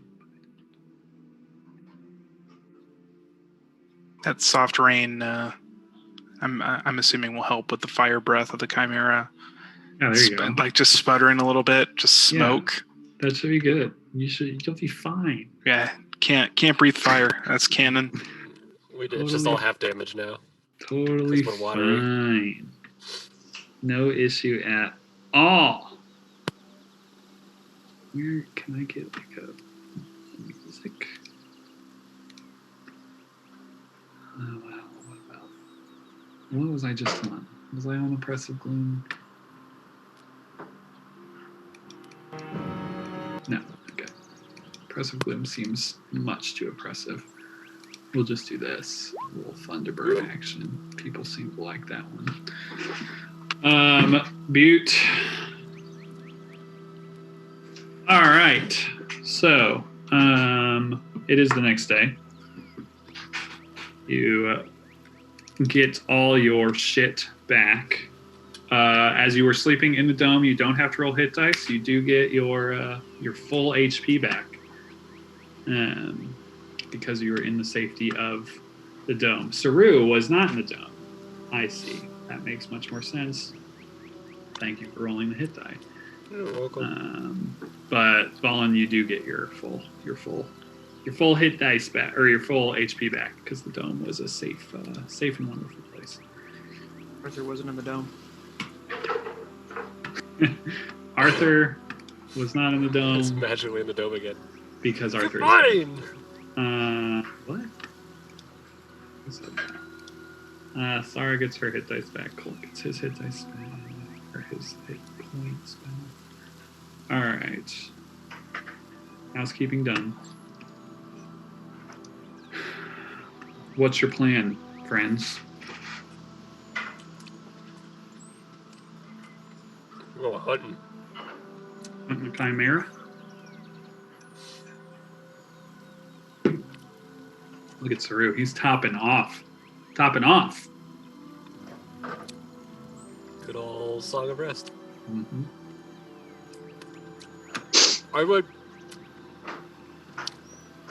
in like just passing conversations with Emil about the door that's in the thing that myself and Steven were so kind of like enthralled with, just kind of be like, Spiderweb door. any chance we take a look in there? Maybe after we kill the Chimera, maybe before? Just in case there's anything that might be meaningful to us in our journey. It's only as I told your friend, it's just my personal belongings from that I brought with me. I don't think there's anything exciting there, or anything that you might be interested in. But if you are to come back and maybe stay again, sure. I can show you my chambers. If you are so interested, so curious. Well, you know, curiosity and all that. Sure, I understand. Yeah, leave no stone unturned. But if you have anything that needs fixed or anything, Xerxes is pretty good at mending stuff back together, so. This is good to know. I don't have much, and much of what I do have is well, now spun of silk, as it is. I guess there are a few useful things about this form. Shall we go see if your friends are ready? They should be up by now. Let's go. Heading that way. You guys all getting ready for the morning, preparing your spells and whatever else, loading your gun. sharpening your axe. I don't know what you people do. I don't know you people. There's far too many of you, and also far too many NPCs to keep track of at this rate. But yeah, Emil will tell you that a spider has kind of marked a path through the tunnels that kind of exit on the other side, so there isn't too much climbing that you all will have to do, as he knows that you guys are not into that sort of thing. Steven is fine with this, but Marshall is so uncomfortable with the parallel that we're about to go through here. Just Right. not a fan of it. Wait, you don't want to travel through the spider cave? No. It's fine. You Especially guys on asked the for it. Especially, I know. I said specifically, Steven has no reason to doubt it, but Marshall's like, huh. There's a tunnel, huh? It's a tunnel. Alarm bells, huh? Yeah. That sounds like a bad idea. Convenient path, right where you want to go. Strange. Very strange. Before I forget, so I don't think.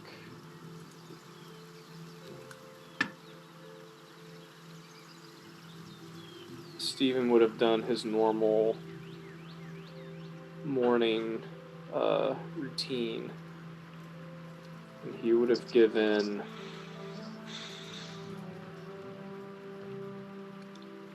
Anna and Xerxes the gift again.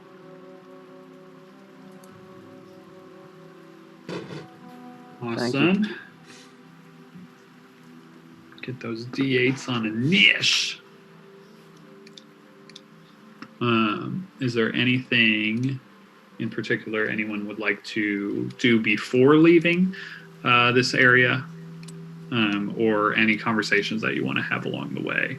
You can start to have now, as basically he will start leading you through this cave system, eventually moving out of the range where all of these like webbings and things are, and just more into like these small tunnels and caves, kind of leading you through paths to the left and then to the right, and sometimes you'll have to climb up some things and maneuver over things, but there are tons of tunnels and branches through here, but he apparently has a route that he is following that was relayed to him in some way. So if you guys are just kind of following along, and then also, what is your plan with the small metallic orb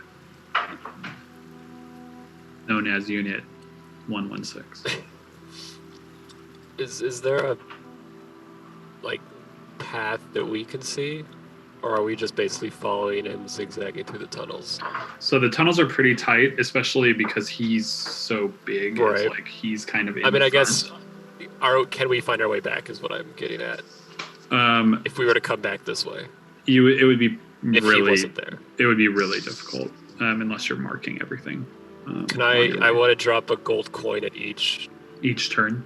like, yeah, each Yeah. fork, I guess, Okay. basically. Yeah, you so can do that. Then you can arbitrary number of coins, I don't care. Yeah. You've got a lot. 200. Beautiful. 2,336. Roll 2 D100s. You leave your bag by accident. Oh no.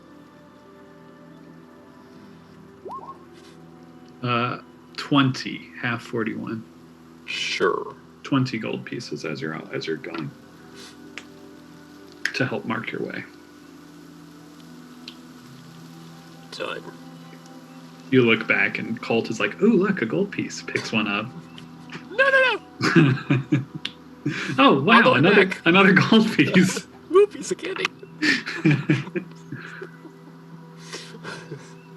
Guys, these are just chocolates. Oh yeah. Okay, I will tell everybody that that's what I'm doing. And Emil, so he won't pick them up, and he can Yeah, tell his spider he's friends a- to not he- pick them up. He's in front of you, and he seems to have no use for them at this point. Nor do the spiders. Anything It's else? like it'd be you guys clawing are on the wall. Yeah. Just Arrows. this way.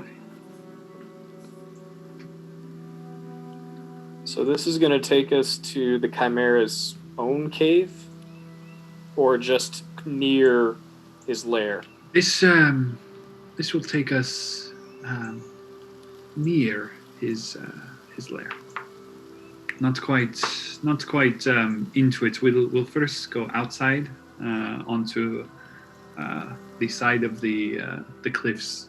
From there we can make our way towards his actual lair. There, from what I understand, or have not found any entrance other than the one to the Chimera's lair. A large cave. Stephen will ask, look at Dvalin and Clavius as well. Do y'all have any means of attacking if it chooses to take to the skies? I don't. Outside of throwing my axe at it. I can get Well- the shadow 60 feet up. It'll keep disappearing if it goes that high, though. Okay. Maybe Xerxes can just take out its wings. This is Well, when I if just you- pull out a whole bunch of guns and start handing them out to everyone. What? I've been making these. I've been saving these for the right time. Well, if you're willing, I can put you in the air. He'll look at Dvalin and Clavius, but it's entirely up to you.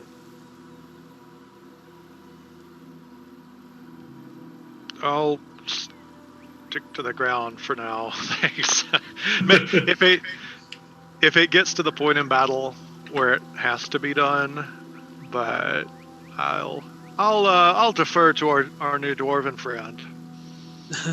I'm with him. Makes me a bit queasy if I get too high off the ground.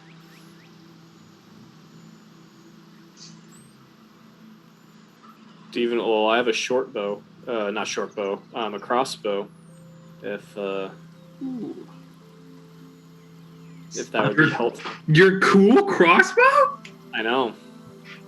Shit. Xerxes made some changes to that thing, right? Yes, he did. Now that I think I'm proficient in. Awesome. All right. Well, hey, that Dope. you are now the proud owner of or borrower, whatever, because Stephen does like his crossbow, of a crossbow and 20 bolts. Awesome. I'd give you more bolts, but if the combat goes that long, then we're screwed anyway. You're in a bad place. So it's a light crossbow, right? Yes. And I think it holds 4 bolts at a time. I don't There remember. was 4. Three? Oh, three. Okay. 3 bolts at a time, so you don't have to reload. I don't remember how it works. but Yeah. So he doesn't have to. I think it'd be the same action economy as Fire Xerxes. twice. Fire Reload. twice. Fire once. Fire, Reload. reload. Because I only used it at low level with no, Yeah. double. You didn't have attacks, multi-attack. Yeah. So if Nick, you have multi-attack, I think. Uh-huh. So you'll be able to fire twice a turn. Yes. So I Yeah. can in 2 turns I can fire twice, fire a 3rd time, reload. Yep. Mhm. Or okay. Yeah, I believe action so. Or a bonus Yeah. action to reload. I I think it was a bonus action. it's just a bonus action. Because I mean, technically with crossbows, I don't know how the loading property works. And that's a dex bonus on the attack, right? Yeah. And just typical light crossbow and the other stats. Yeah.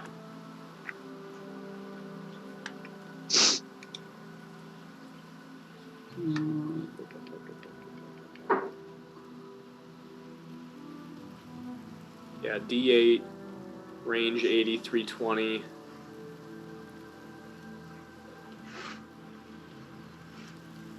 Chia. Useful. Yep. Rather useful.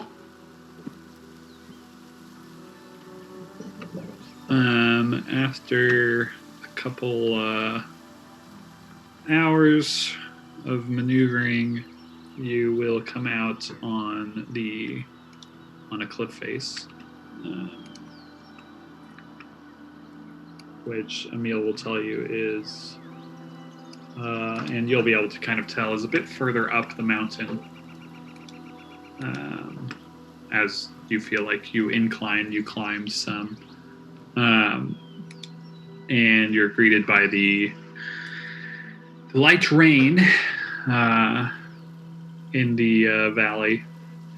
And in this kind of overcast sky, from the cliff face that you're on, coming around the corner, he's kind of able to point out the area where this massive cave entrance is.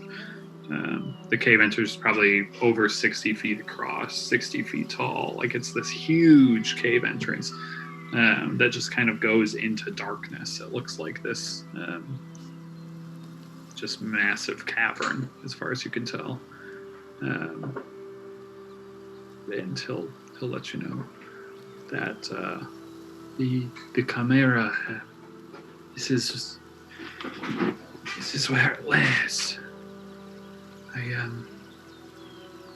don't know how you want to go about doing this, but there's not much room to maneuver out here, as you can tell. You jimmy up a map just to help Theater of the Mind? What's that? Could you jimmy up just a quick improv map?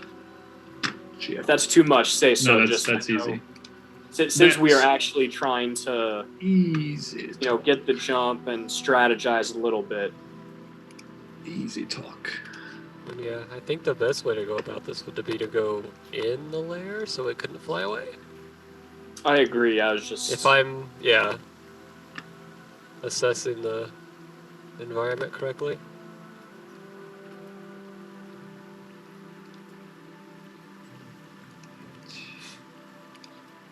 I assume we also put the snitch Come on. in the bag of holding, right? See everything. Well, Oh, that's crazy. find a weird hole. We can see the entire disabled lighting. cave structure. Oh, really? Yeah. Uh-huh. That's funny, because I actually just disabled lighting on the map that I'm currently on, not the map that you're on. Well, So that's the broken lighting. So you can see like Hey, all my Clavius. Let's- clone stamping and stuff, and Clavius. And Let's see the- Clavius' shadow. that I see the people. I see. Yeah, Well, there's, and there's some also- ominous skeletons going on. That we They're probably should especially see. considering we are looking for a key, and there's a skeleton with a bag on him. That What? part's unfortunate. Meta. That will have to. Where's work the skeleton really- with the bag? It's Yeah. in like the left corner there, or left Yeah. It's in side. his secret Oh, room in that his he's so secret room. guarded about. Yeah. That's funny. Yeah, don't worry about what you see on the map, as you can literally tell that so much of it is clone stamped out that it isn't real. Like, this room here doesn't exist, obviously. The lake underneath.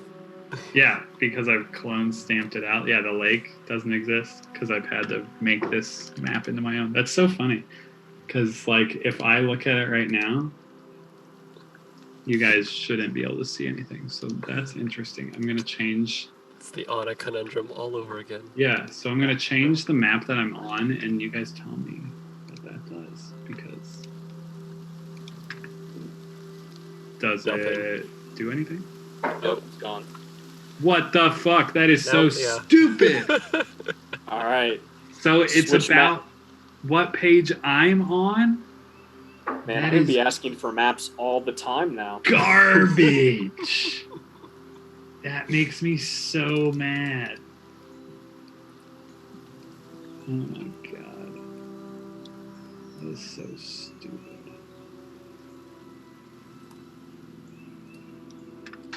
Okay, well, here's my map that I just drew, which is really beautiful. Now, let me turn off the dynamic lighting so that you can see the whole thing. gonna call roll 20. All right, so the red that you're currently on is the ledge. You came out somewhere to the right, and so everything that is blue is basically the like the rock wall going up, the cliff face going up. The cave entrance is this teal, so going in, and all this green is like the cliff face going down. So like that's all the valley below. Got it. So we have no room. There's no room to maneuver like the other ledge, where it's like, oh, we can, there's room for a ship. Yeah, This no, is like, this we are looks hugging the mountain wall. This looks like this cavern was built into the wall, or dug into the wall as basically this safe area for this chimera to lair. But you'll note that this cavern entrance, is like definitely bigger than a chimera. Like it's encouraging, especially this chimera. Like it's a much larger hole, which is of note. It's a big hole in the wall. Got it. And I'm guessing the scale is close enough. We're within 5 minutes walk of the entrance. Yeah, totally. Steven. You're as far as you definitely want to be, or as close as you want to be. Yeah.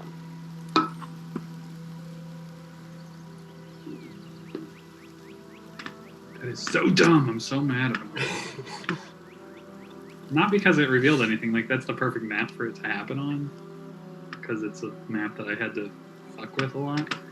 But why would it do that? Because I'm allowed to change dynamic lighting for every single page. Like, it lets me do that. So why would it affect the page you're on? That's so dumb. Maybe it has to do with the camera rock or something. I don't know. Or one of the really don't tokens. know. I mean, yeah, your tokens were all on this page, so maybe that's it. Anyway, Either way, that's stupid and I hate it. so do So we want to Steven- all go forward? Or Oh god. send a scout? So Steven got out a pearl, and while Emil was talking it through, cast a spell, and Clavius and Valen will now have some latent luck. Such a cool spell. Yep. Little fortune's favor.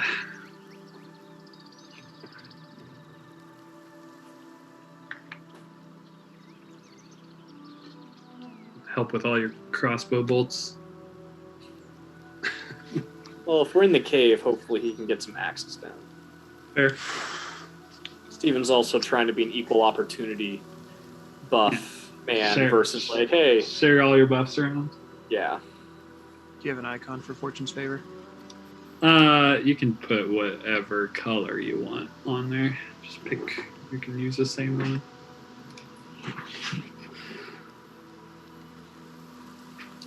Because I don't. And 2 questions. Is Emil gonna be like, hey, good luck, I'll be watching you? No, he is with you. I just don't have him on this page. Okay. And is Fent No, Fent is not with you. He's just Okay. always on this page. Okay, fair enough. This is the battle map page that I have ready. That would have been something if you and Amanda had coordinated and just, pops up on the Zoom of like, Yeah. knock, knock, motherfuckers. Fent would have showed up today if Amanda would have showed up today. But that's just how that works. Nope, just asking. That's the magic of D&D. Is But there yeah. anything Fent is not we on should them. do other than just all go in the cave at once? Do we want to Yeah. scout the cave first, at least from the entrance, to make sure it's deep enough so we're not fighting on a cliff edge. The thing about scouting it is we can easily alert it that it's there. I mean, one of us or 8 of us. I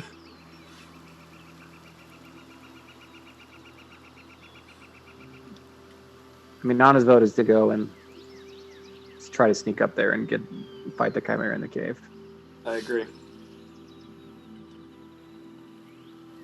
If other people want to weigh in.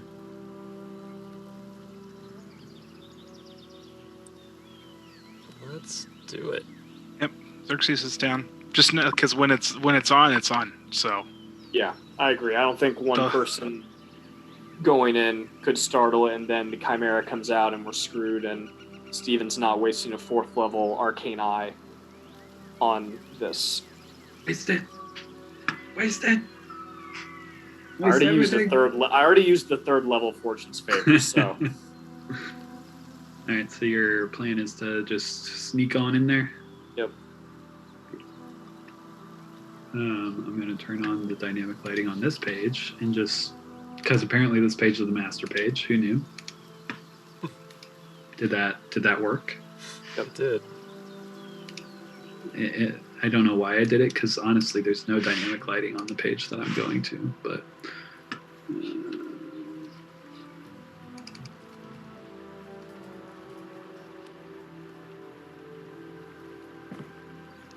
okay, let me grab everybody from this page. There's just so many people. And what's remind me our dark vision situation? What do you mean? Who has it and who doesn't? I do not. Isabel does not.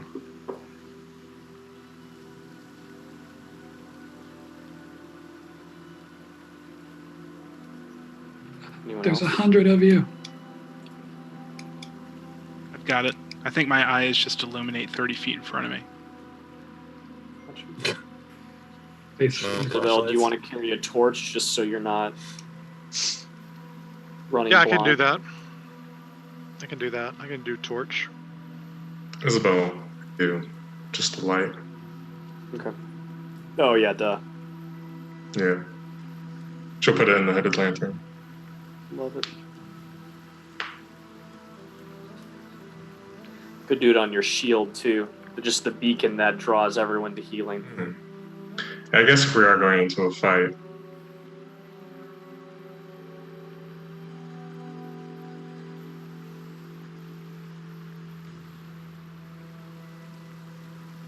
All right, so you're not bringing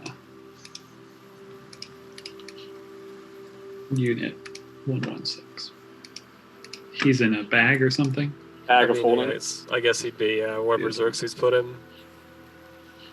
Also, how's Unless Colt he wants to feeling? fight. No, I'm kidding. You know, Colt's a little afraid for sure, but he's willing to go. That or hang out with the spiders. So, You know, exactly. or I guess he could start going back. He could go in the bag. Yeah, he really loved it in that bag. What's your marching order for going in? Oh lordy. Anna can be up front. I'll be right behind Anna, just because if I'm in the back, my movement speed, the battle will be over by the time I get to the front. You guys can go 2 by 2, and you'll understand that in a second. So Anna Clavius, 1, 2, first row. Steven will be in the second row. Okay. I'll be with Go. And can be there too with the What? crossbow. Isabel will be third. Okay. You can put me with her then. I'm with her. And then Sarah, Saru, Colt, and Emil has different abilities. You can have the rear. As far as Oh, movement well. goes. He's He can have fine. the ceiling. Yeah, he can crawl on the walls. Yeah, I'll be next to Colt. Dope. Sarah and the camera rock. dope. Yeah, I love how we're going 2 by 2 into a cave that's 60 feet wide. Yeah, you'll understand that shortly. No, I know. I'm just. Alrighty then. You'll understand it, so I can fire breath you into oblivion. Yep. Gotta do what I gotta do, guys.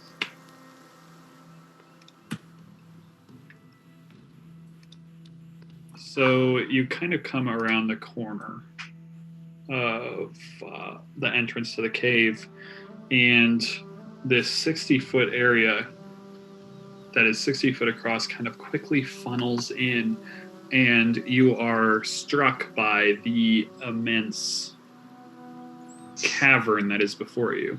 It extends into the air, but also extends down, as the carved funnel that was 60 foot at the entrance, almost as if like a landing area, slowly carves in to about a 15-foot wide bridge of sorts. Yeah. Should we be able to see anything? No. Okay, checking. Yeah, so like a 10, 15 foot, it's probably like 12 foot across like bridge section. And over the edges just descends, and you can see the rocks going down. And those of you with 60 foot of dark vision can just kind of see at the edge of your dark vision. This space is pretty well illuminated. And those of you without dark vision feel like as long as you're in this cave on this bridge type region, you'll be able to see pretty well. There is light in here.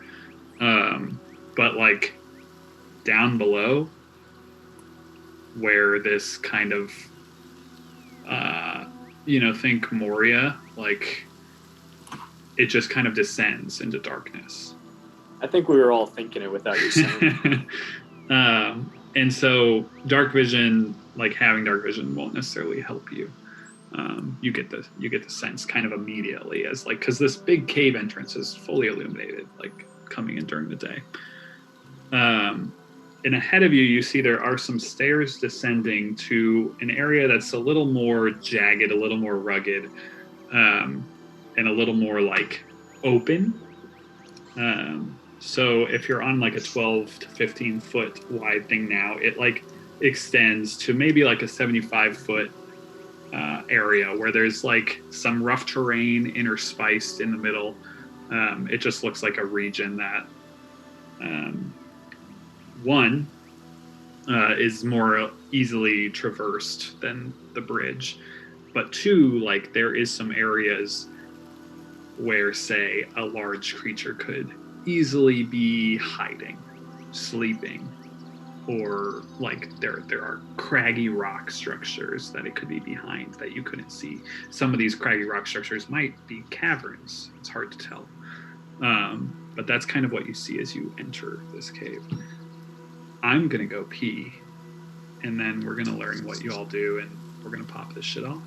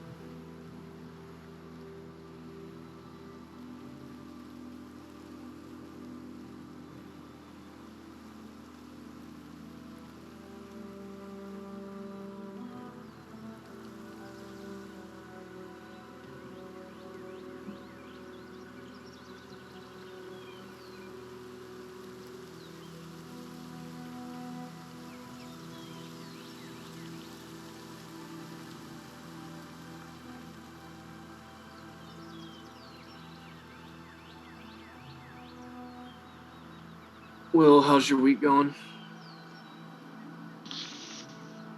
Not too shabby. I took yesterday and today off, so the Nice. only bad thing is the inexorable march toward going back to work after being used to not being at work. You mean like working from the office or just having a 4-day weekend? Oh yeah, I took it completely off. I mean, I still got bombed with 1,000 emails, but Oh, of course. yeah, That how is things always going your way. incredible. What's that? How things going your way? Well, that's all right. January, February are like super busy for me. And then March slows down, but like not really. Like I still have 4 or 5 events left for the semester, which is a lot, but they're not as big or as big of money makers as my February ones.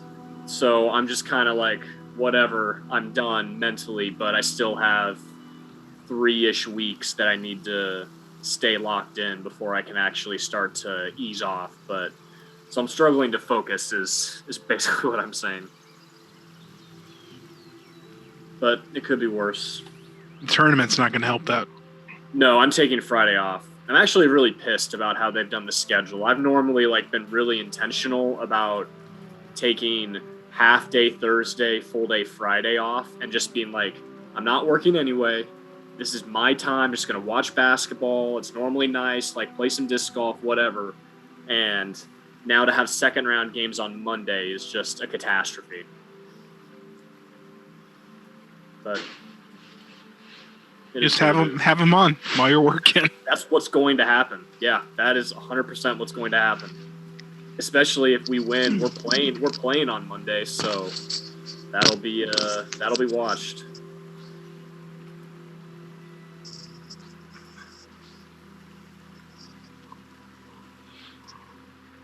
You'll be pleased to know, Nate. I don't know if you saw Sister Jean is on her way, so I did see. So you're back in the game. Don't have to call off the bracket or anything like that. No need to refund everyone their money. Hunter, how is drafting from the store? You know, I just pulled up kenpalm.com and just tried to not optimize it, but just be like, oh, this is a good team that should still be available on kenpalm.com. And it got done. See, Nate, I told you, like, Rob is the only one who's actually like, yeah, I've watched college basketball. Everyone else is like, yeah. T was like, Colgate's a funny joke for dentists. I'll pick them.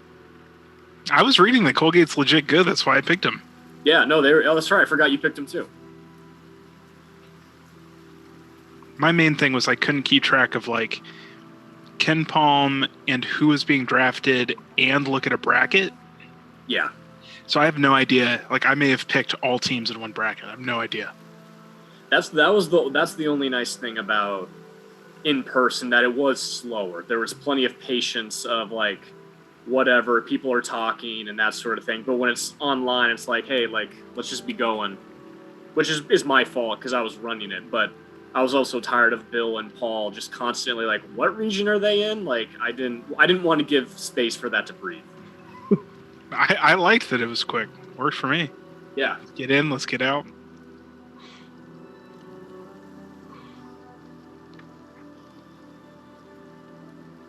Shall we? Rolling. Are we gonna get a Bridge of Khazad-dûm music change or what? So, as you guys enter, stealthily?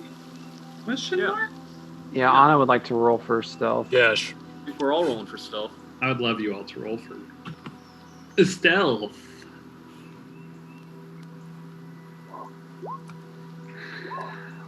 Solid start.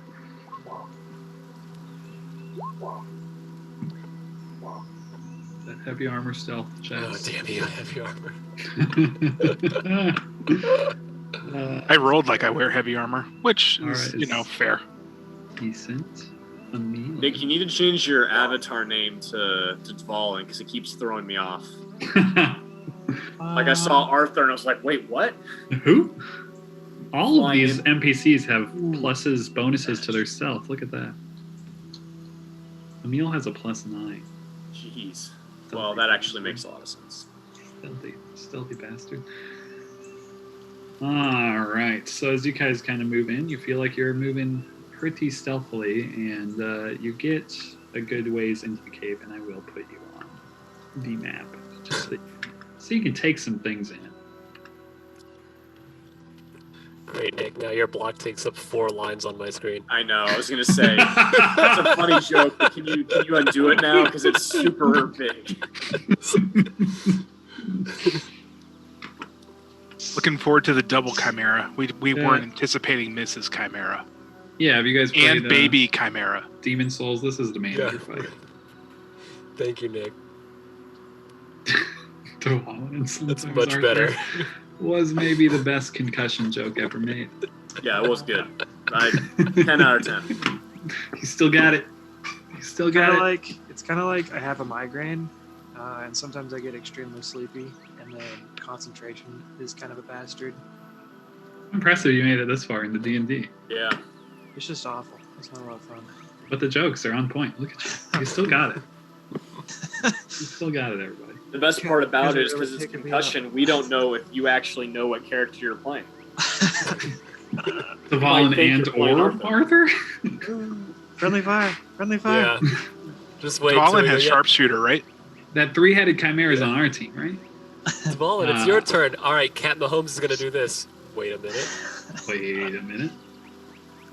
My animal companion has grown 2 other heads and wings and is attacking us. All right. So, you guys are sneaking into the cave. Pretty good. Pretty quietly. There's a bit of a clanging going on from your new buddy. Party of 10. You know, there's going to be some fails. There's going to be some passes. There's 27 people in your party. What do you expect? Why don't those of you in the first couple ranks make a perception check of the area before you? He's really Tavalin's really focusing on his stealth. You know, there's a lot. Left foot, right foot. Anna modded herself, so she is better at wisdom checks. Dope. Oh yeah, I After forgot last- about that. After last time, she's like, I think I'm not going to be terrible at wisdom checks against the Don't Chimera. want to be frightened anymore. That's what I'm hearing. A plus 50. I mean, don't want to literally be useless. How about that? Anna is the only one who notices this subtle shift in a rocky area that is here pinging on the map. Hopefully y'all see that. Do it again, just give you a couple. In that general region, Anna, you see something shift kind of quickly, as if ducking behind something.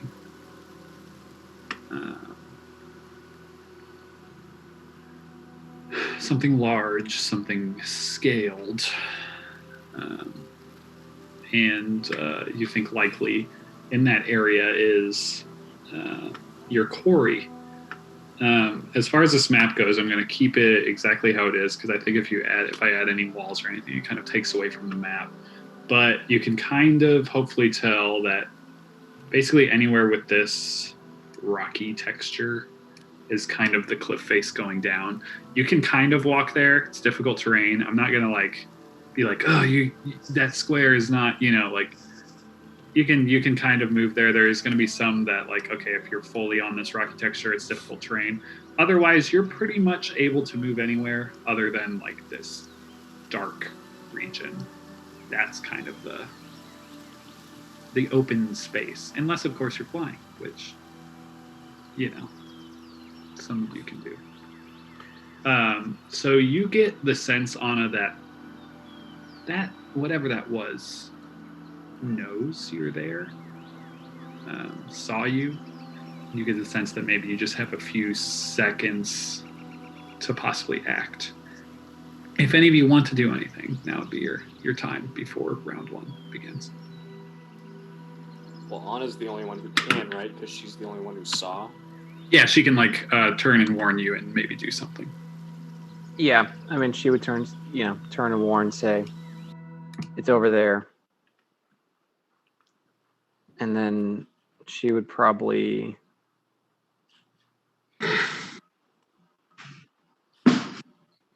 What kind of distance are we cast a talking about? spell. If I Steven will say cast so. a spell. Oh, this was also a thing that I totally forgot. So now's a great time to do it before we started the combat that I skipped over before the session. Blah, blah, blah, blah, blah. Love to slow things down with a nice note about holding actions. Is that what it is my note about? After the spider fight, we got a little loosey-goosey, blah, blah, blah. Well, it was like because you let like Steven. Yeah. It It was all totally fine during that fight, and that's why I don't want to screech things to a halt, which I'm now doing, which I meant to do this before the session. But because of this reason, let's get it out of the way now, so it's consistent from here on out. Delaying. No more delaying actions. That's an old holdover from Pathfinder that I've always just let happen because it's awesome.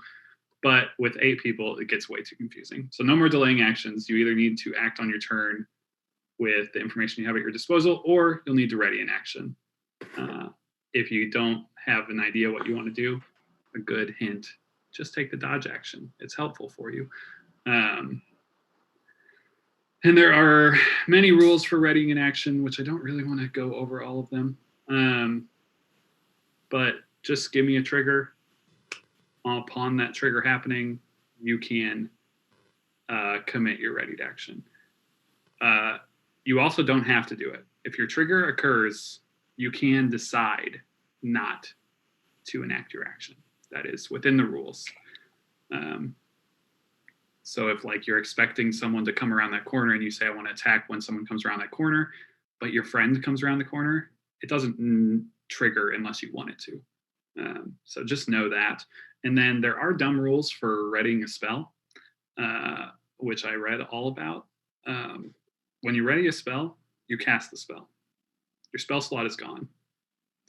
And then you hold it for the release of your trigger. That sucks big time. They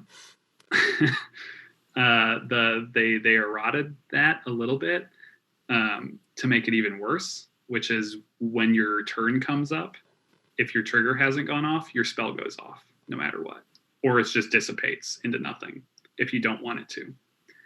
That also sucks worse. So basically, when you're readying an action, you're readying your spell. Your spell will go off as it's intended. So it dissipates, and then you're concentrating on that spell. That's how it's supposed to work. If you get hit before your trigger happens, and you roll a concentration check to see if you can hold on to that. If you lose it, it's gone. So that's all going to still happen, but if it comes all the way back around to your turn,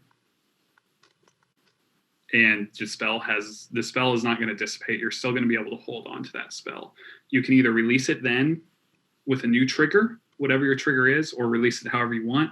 So say my trigger was, I'm waiting for a chimera to appear, but the chimera doesn't appear. I'm holding my spell still. I'm either I'm just gonna release my spell and throw a fireball right above where I think the chimera is, or I'm just gonna continue to hold it. So that's kind of my home rule, is that you're still gonna be able to hold that spell, because I know how hard it is to decide how to use your spells, because I played a wizard before and it's really tough when you're really deciding on spells. But we can go over that if it comes up. So yeah, that's just a thing that I meant to go over in the very beginning of this. But now, since we're out of combat, I feel like it's important to go over. Beautiful. We can go over it further if we need to. Isabel casts Beacon of Hope. Steven, do you want to cast something now? Steven's gonna throw a firebolt. Throw a fire bolt or ball. So bolt, you can't see anything. I was just Like- gonna throw it in the general area. The general direction. I love it. Okay. Yeah. That's totally fine. You can absolutely do that. And also one final question. Map is to Mhm. scale, yes? Map should be to scale. Yeah. Okay, I was Yeah, just checking. Yep. Map is to scale. Yep. Sorry. Sometimes it can get all fucked up. So Yeah. that is a good question. Beacon of Hope, is that everybody, Isabel? Yeah, everybody here. Awesome. I have double advantage on wisdom saving throws. No double advantage allowed. Pop. Oh, I throw my firebolt. Yeah, you can throw your firebolt. Oh my god, that was awesome. I am not hashtag blessed, though I hope to be. Not hashtag blessed. Not gonna be. Steven. Remember, Xerxes and Anna get the. Yeah, Michael, on Anna's turn, I think she would have pulled out her Talir and Dope. cut her arm. So That's that's fine. what that D6 is for. Awesome. And then I'll get my initiative order with the D8. Then yeah, Dvalin and who? Sorry, Xerxes. I don't remember who you gave it. Xerxes and Anna have the D8. Oh, I see the blue Dvalin and people. Dvalin and Clavius have luck. All right, awesome. So Anna gets another 6 on that. So Anna's at 21. Roll the d6. It's fine. Oh yeah, I got you a guys 6. can do it It's fine. yourself. I forgot. Yeah, I got you. So awesome. So awesome. Thank God. So many things. Well, 2 weeks in a row, we're going chimera hunting.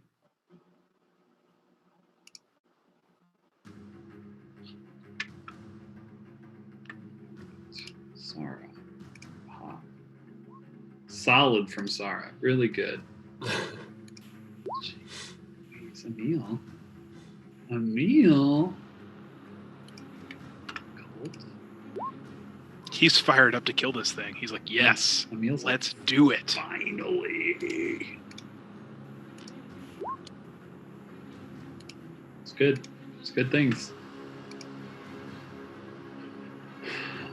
Stephen, would you like to go before Emil, or would you like Emil to go first? Oh, Stephen is not there. Emil will go first. Emil will go first. As they have the same initiative. Emil will pull his longbow, and he is kind of crawling along the edge here.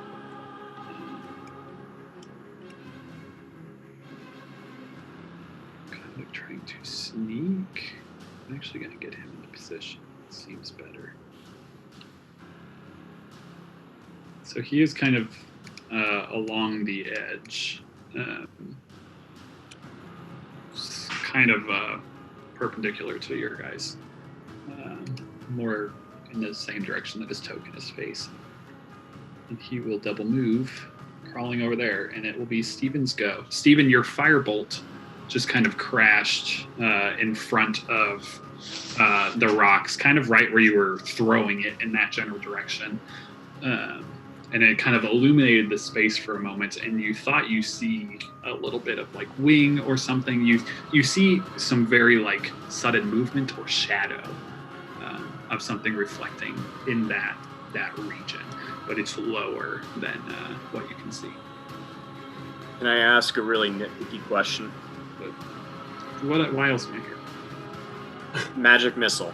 Mm-hmm. So it sounds like I saw it. You flavor saw it, yeah. Okay, well, but Yeah. not real. So that's So- why I said it was very nitpicky. You saw it for a second, but it is now 100% behind cover, so Got you it. can't So- target it. Yeah. Got it. Cool.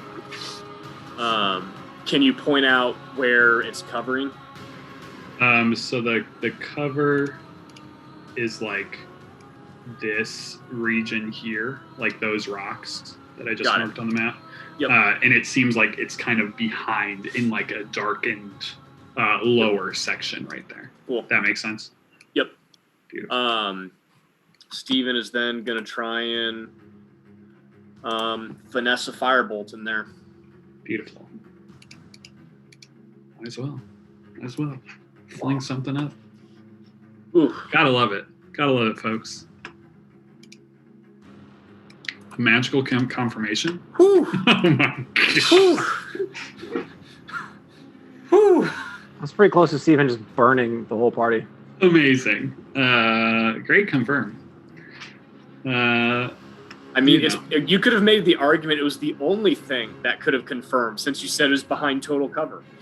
You know, it might have been incredibly difficult to confirm that. But And look at that damage, too. That Yeah, sucks. 18 on. Oof. That would have been something. All right, yeah. Would you that'll like to be move? That'll be Steven's turn, and he'll. He sees Anna with her Talir. He's gonna move up. So there. Awesome. It is on his go. Anna will use your bonus action to her. Get all jazzed up for the fight. Hear the song.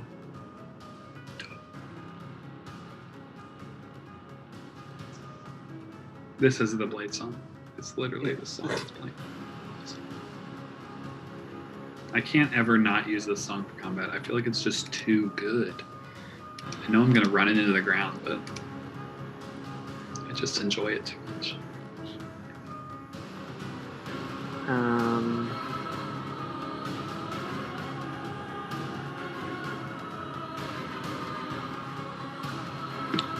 And I guess she will ready an action if the Chimera gets within 10 feet of her. She will swing her Talir twice. Just kind of hoping she can like get it to come up to this spot right here. So as it flies up.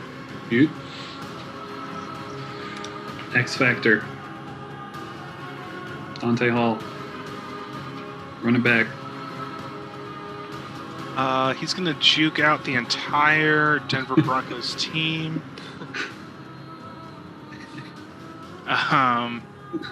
He will move there and, I guess, ready in action to fire if that three-headed beast shows his face. Faces. Faces, thank you. Thank you. Naval. I will shout, spread out, and move to here. Double move. Those little dwarf legs. Hustling. Saru.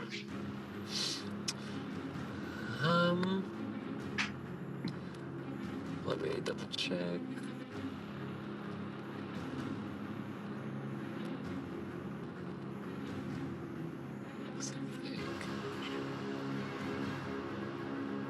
Yeah, sweet. I'm going to go all the way. I have to zoom out the map. It's so fast. Nope. Hold on, gotta zoom more. Jesus. I'm just glad you weren't a monk. Could you imagine? Tamoxi monks can run like Tamoxi. 150 feet around. He's gonna go.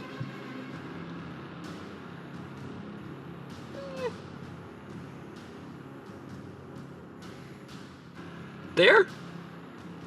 Right? Saru, you have a visual.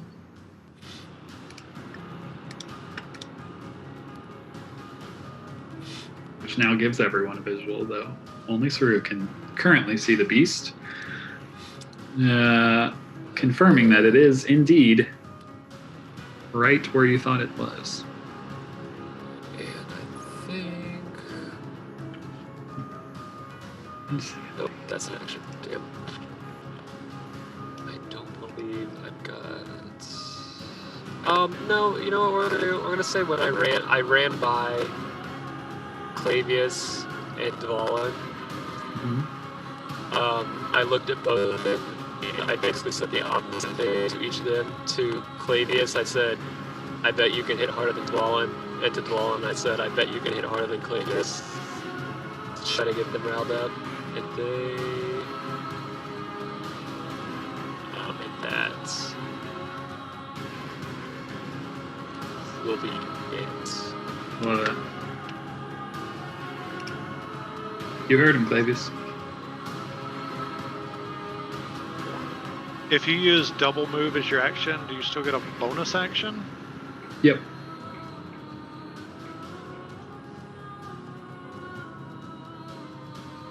And I will move to there and call the shadow over the hole. Awesome. There he is. Put him where you'd like. Hey, well, he'd be like above the center of the hole, but that would be, Like there-ish. yeah. Can you overlap without it causing problems? Yeah, that works fine for me right now. Okay. Since the Chimera is so big, it is no issue. Because the shadow can float. That son of a bitch. Colt will kind of take heed from the spread out. He'll only move here. Ready in action to fire. He sees it. Isabel.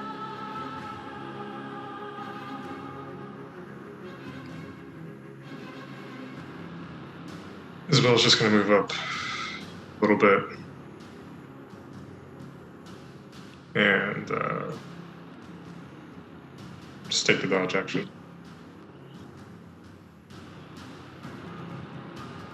It is the Chimera's turn, which you all note because of the horrific sound that echoes through these halls. As it bellows its terrifying roar with its three heads simultaneously, I need every creature within 60 feet. Everyone except Sarah. To make that sweet, sweet wisdom saving throw. At advantage. At advantage because you guys have Beacon of Hope. Anna, what is happening? I don't have bless on that, but that is unbelievable. Oh my god. That is truly something. Oh my lord. I can't believe it. I guess I didn't crit fail because, so thanks. I honestly can't. You could have let me have triple advantage. Who cares? Yeah, it's true. I'd like to go ahead and use my lucky roll up immediately before battle even starts, apparently. There you go. Is the DC 12 or less? 15. It's 15, I believe. Do you get to know the DC? We're just trying to remember from our last fight. No, I believe I'm it's just 15. asking you. If it were I think 12, then It's like- Clavius would hit it. Let me scroll. Hang on. Hey, get out of here with your scrolling. I'll clear I this think chat. I think it was 15. It was pretty high. Okay. Yeah, it was. I remember it being 15.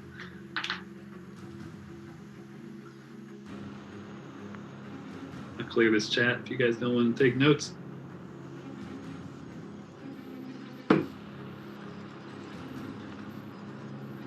All right, so Clavius, It does not specify. mute. Perfect. That's what I was scrolling for, by the way. I was just trying to reread the spell. Beautiful. So Clavius used the reroll. Great. Isabel, 15. It is a DC 15. So it looks like Anna, my dear Classic. Anna, is the only frightened. Oh, I guess I need to roll for Colt. And a meal. Oh, and a meal. I gotta roll for my peeps.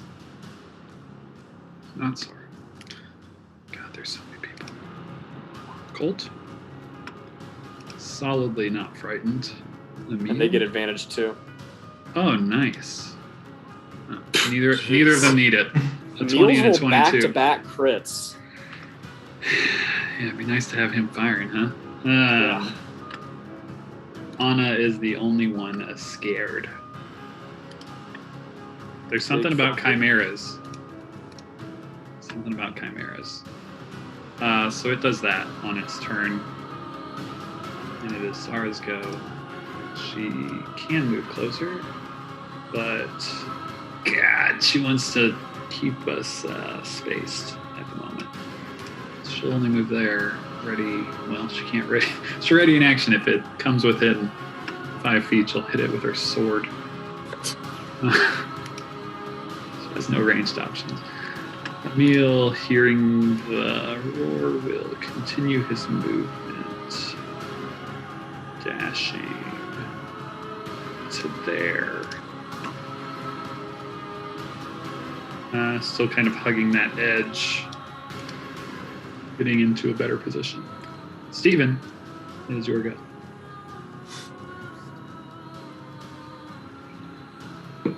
You heard it.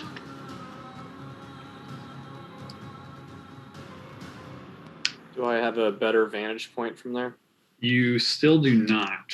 It is still kind of completely covered as you've descended the staircase now. Probably a little even harder to see. Anything you would like to do? Alright, I'm gonna try and just, keep finessing firebolts. Just keep sending Lob. fire. Just keeps crit failing those fire bolts. Yeah, lob another grenade in there, see what happens. I don't know why advantage is on, but there you go. That smashes into the rock. Yeah, cool. Anna. That's my turn. Inanna can't see the thing, right? Nope, So, can't see it. so she'll probably step up to. I think she can step up here, right? While we're talking. If You're you get to frightened. there, you will be able to see it. I don't know if Yeah. that. Well, I mean, I assume I can move there and then start Yeah, I clicking think in you- my boats. You can absolutely move there, and that is the point at which you will not be able to move any closer. All right, you, time uh, for You have visual. wisdom saving throw at advantage. Closer. There's something about chimeras in Anna's backstory that needs to get written in, Yeah, I'll figure it because out. that is Yeah. unbelievable. What part of the chimera is it? Is it the And I- goat part? It's the goat part. It's Yeah, the and goat again, part. I guess again, if it Go gets for it. within 10, if it gets within 10 feet, her action will be to. Yeah, it is To a little attack it. below you at the moment, but yeah, you get the sense that it. I mean, it looks like it's about to pounce on you. It's very How- scary. How far below? Right now, it's 20 feet below you, Cool. like in this kind of bowl-shaped cavern. And Xerxes, it's your go. Grenade. Same thing. He'll just stay there, just still waiting, ready in that action, ready to fire. Ready to I know it's probably flavor, but I like being like up on the stairs, Yeah, it's good. It's Valen.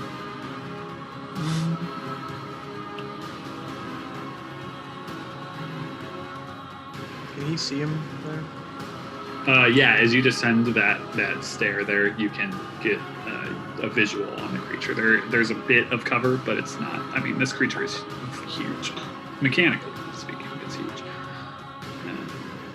So as you descend that way, you can see it. Nice.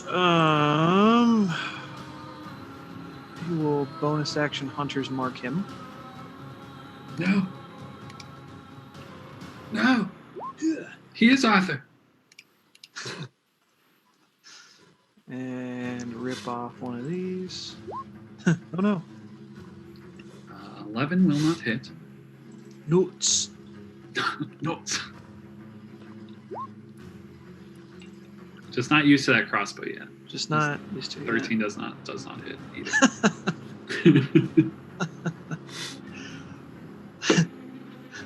Still trying to figure it out. Down to 18. 18 bolts. Shit. Saru. because of what he said to Clavius and Dvalin when he was running by them last time, they'll have like a little inward rivalry going, so they will be bonded together. So basically you each get a d4 on every one of your turns to add to an I've gotten attack that. or a saving throw or whatever. Would I have gotten that most recently or not? No, because I had to use it this turn. Ugh. We'll have to move a little closer to Clavius. Yeah. You have to be within 30 30 feet. Yeah. So you just have to get a little closer. So and then two squares closer. it's them two together, not me and them. You can choose 2 willing creatures you can see within 30 feet of you. You're saying Clavius isn't within 30 feet of you. Yeah, Clavius just needs to be within 30 feet of you for you to cast this, Okay. technically. Or whatever this is. Yeah. Beautiful. So now, whenever they're, I know that's nitpicky, That's but fine. now they can be within, I think, just 30 feet of any of Yeah, each other. that's right? what I wasn't thinking. Within 30 feet of me actually, and I was thinking one turn ago when I should have done it before combat. So No worries.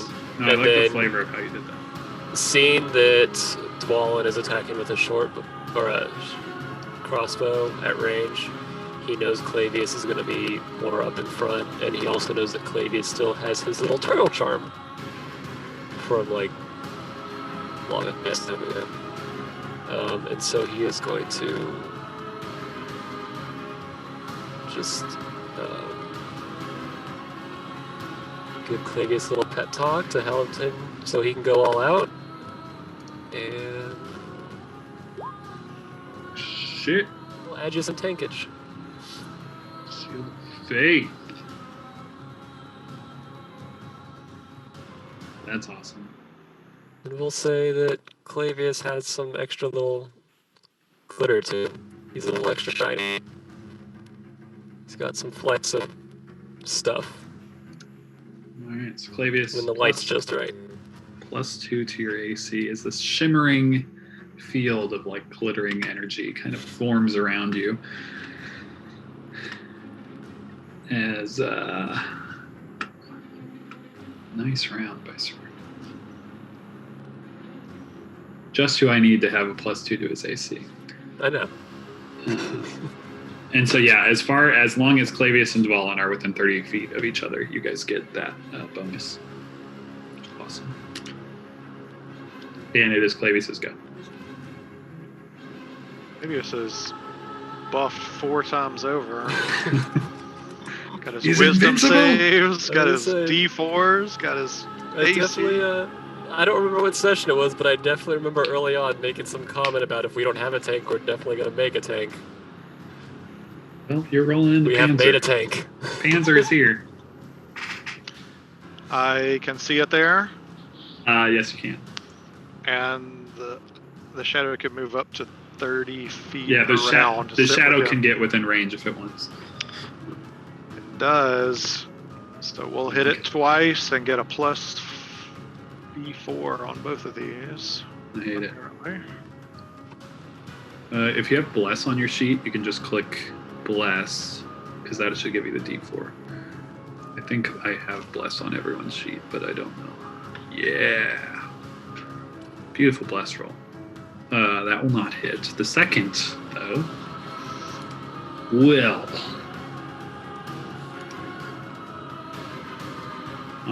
And the creature howls as the first strike is made against him. With Clavius's Frostbrand Warring. Anything else, Clavius? Maybe he'll make a mental note to himself that once again Colt is right behind him in the initiative order, which is starting to become a theme. Somebody's got to get that poach. Colt will stay there, holding, waiting. Isabel. Can I see the Chimera yet, or is it still kind of hidden? It has not moved yet. It is still Okay. It's still hidden.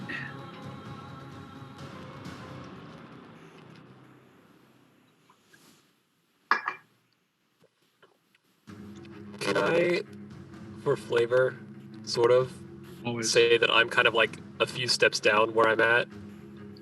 So Yeah, like I on kind that, of on have that staircase a little bit. That kind of cliffish to be a little bit of cove. like half cover, a quarter Sure. cover, whatever you want to call it. That Absolutely. was my plan. Totally. Never. Also, sorry, go ahead, Croft. No, all of a sudden, that's it. Croft was moving and dodging. Was Anna able leave. to move there? Yeah, she couldn't see it until she got there. Oh, nice. It was actually pretty dope. Less dope is a chimera flying upwards to your level, which will trigger some held actions. It is currently has partial cover as it appears and kind of stops there. So those of you with held actions can decide if you want to fire at it or not, or if you want to hold until it's fully out of cover. That's up to you. Anna, there's no cover for Anna. All right. Well, Anna can let them make their decisions, and she'll flail away. She'll do some leering, which in your moments of fear are unable to connect through the thick hide of the creature. Colt is going to fire, mostly out of like sheer adrenaline. Damn. Which he will miss. He would have missed if it didn't have any cover, so there you go. Xerxes? I mean, you know, I gotta fire at it.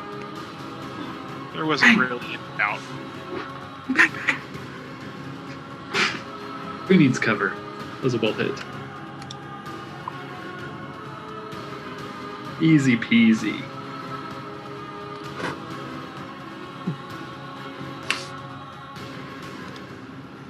I think that was everyone with the held action.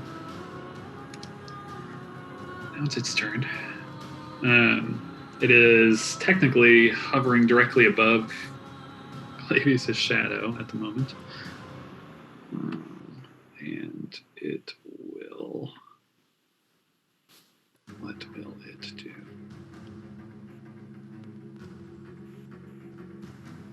Well, I think it has to do its breath weapon first. Now, don't it? It does. Pardon my cone.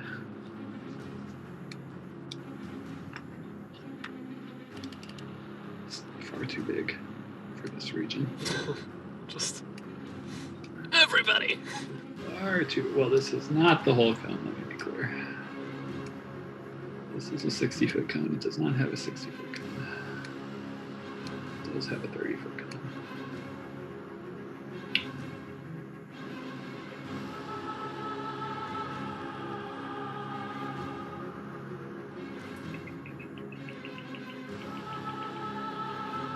Gotta come this way. You can get all three of us pretty easy. Yeah. So Anna, Isabel, and Steve. The dragon head kind of moves into a nice angle to release its horrific breath of flaming ichor, as they say in the business, and I need dexterity saving throws. From the three of you.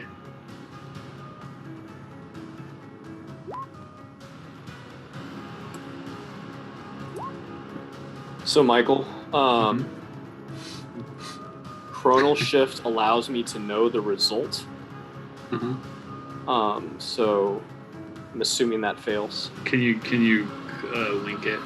Chrono Shift.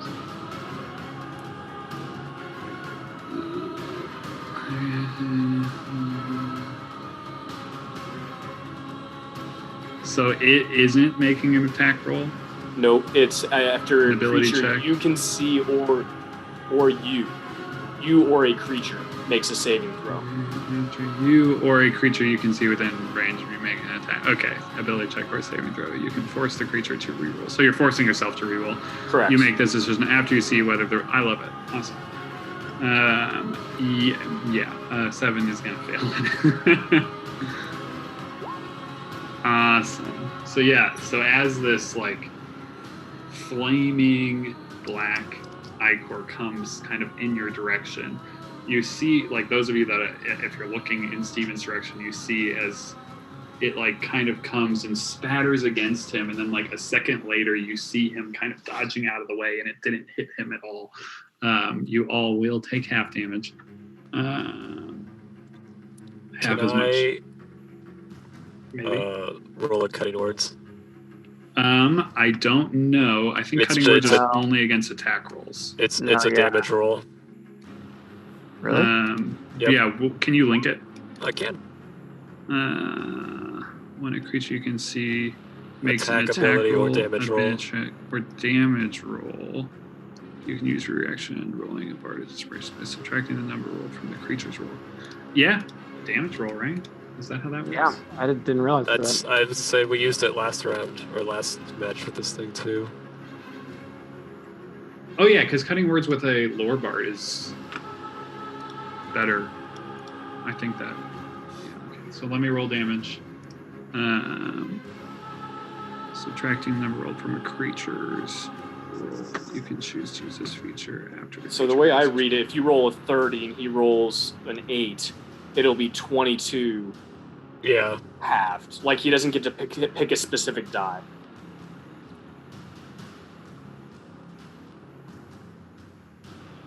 Awesome.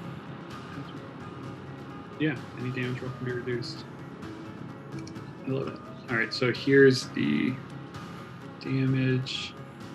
First is 4d6 acid, 18, and then 4d6 fire, 15. I rolled an 8. Awesome. So, however you want to.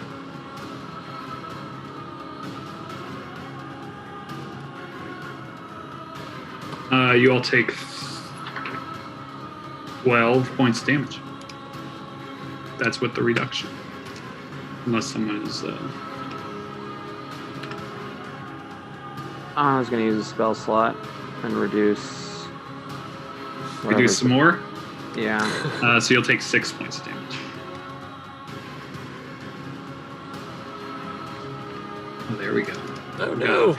We got a failed concentration save Was there. was that our wisdom buff? That's the wisdom buff. Yeah, Good it's time. gone. Good timing for that, Oh, though. son of Yeah. Except To be fair, on Anna Anna's- was already screwed, so it doesn't except on matter. Anna's point. Steven, you have a weird hit point thing happening right now. I don't know what's going on. Oh, I subtracted the wrong thing. I looked over. I was like, "What?" I think you reduced your max. Yep. He's now on medic. It's like that doesn't look good. All right. So that is its turn, and it is going to. Does it want to continue its flying, taking the attacks of opportunity?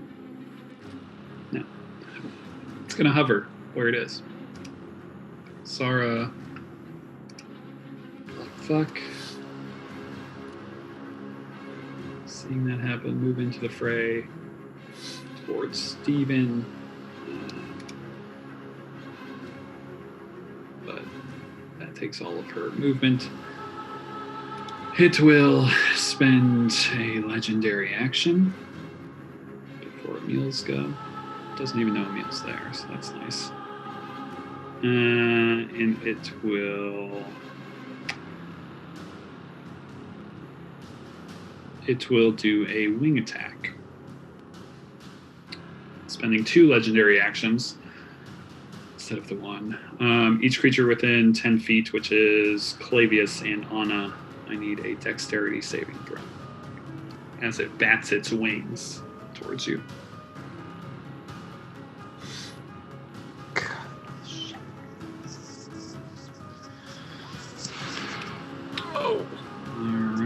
right. Both of you take. The damn lib Joe Biden's fault. New administration, just giving out all these handouts to the other players. Real Americans, business owners, the salt of the earth, suffer. I'm about to buy Connor some of those Connor. Bluetooth die, so he can roll his own die Oh and man, not those rely look, on the computer algo. those look so awesome. Yeah, those did look cool. You both take 10 points of bludgeoning damage and are knocked prone. You are eating dirt as you're both knocked prone. And it flies up to half its speed. So it will go upwards into the air.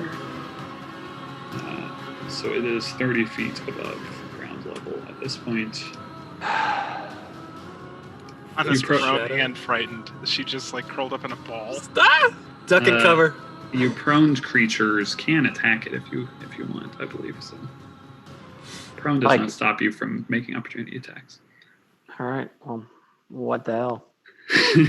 So I feel like it should. Hey, Right? They're already at disadvantage. rules are rules. Clavius makes a beautiful strike.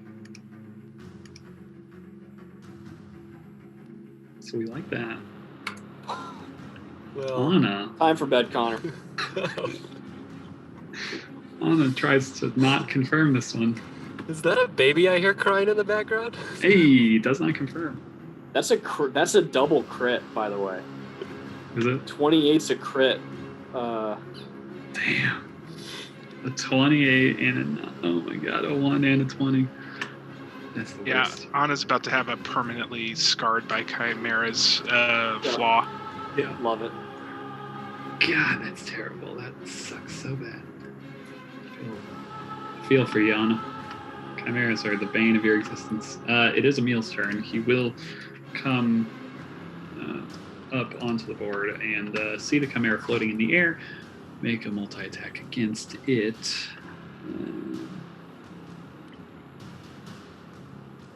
2 longbow attacks. Fuck. No, he pulled out a longbow, but I really hope he's like some sort of crazy elf magician. He will hit twice. He'll hit twice. Pretty good damage. And that's all he's got for the moment. Steven. Steven's pissed. He's just whipping out a lightning bolt at him. So I can see him fully, correct? Yeah, he's up in the air at this point.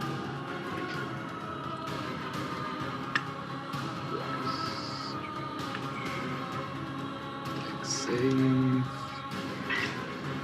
6. That's full on lightning damage. As my dog makes so many noises as he rolls This- around on the ground. That's what a chimera sounds like when it gets hit with a lightning bolt or poison arrows. Just rawr. Just rolling around on the ground. And Steven Doggy moved, dog dick. and that's his turn.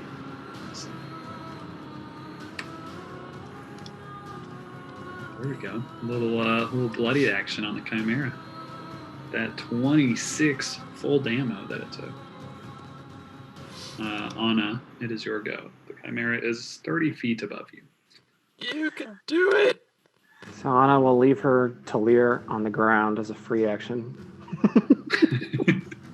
Next to her, tucks it into bed. She will use half her movement speed to stand up. And she will be down. She will lose her blade song, so she'll be able to move 5, 10, 15 feet out of the way. Bonus action, she can pull out her longbow. And she will fire 2 shots of her longbow. Just because. Why not? Might as well. Both of those will hit.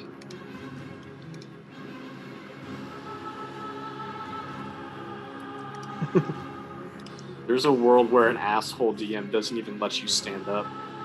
That is true. Yeah, there probably is, which is Crawls back. wild. I guess I can yeah. crawl backwards 5 feet. Yeah, Right. that'd be brutal. Beautiful. The wisdom save, still just the scariest creature you've ever seen. And I guess I need to read this. What absorb elements? Did that work? Oh yeah, absorb elements. When you hit with a melee attack on your next turn, of course, it's a melee Brutal. attack. Okay. Absolutely brutal. Oh well. Xerxes. At least I did something. Gotta do what you gotta. Gotta do what you gotta do. I contributed to the fight in a positive manner. Well, that was. 2 shots from the boy. 11 points of damage. Just chipping away. Anything else? Zerts? Nope. Bang bang. Bang bang. Bang bang.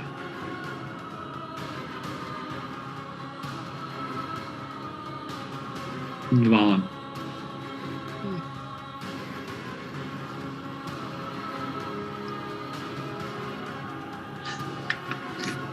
Got a result to throw max. Don't forget you have luck. Steve-O's light crossbow. I didn't notice that.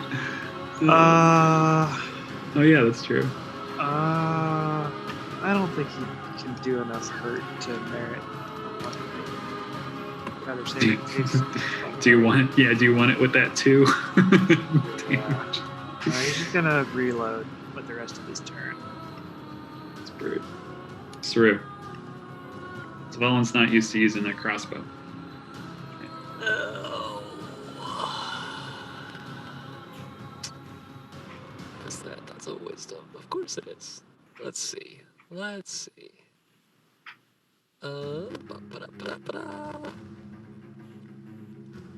So, seeing that it was focused on the guys up the stairs and is kind of sort of flying in fear of it flying away, he's going to try to draw its attention by making a lot of noise, and by doing so, we'll do some that. Oh shit. That's solid. Hypnotic pattern.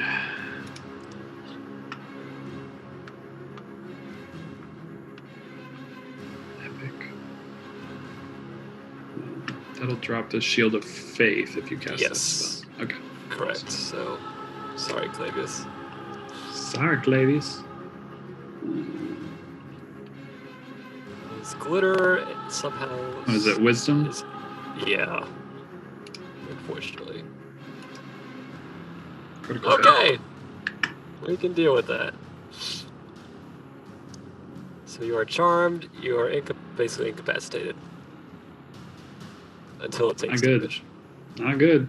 Which Probably not is good for a basically flying kind creature. of worthless, but well, that's true. We'll fall. Any class can't take actions or reactions. So its speed is 0, so it does fall. It does not have hover. So it will fall from the sky. Amazing.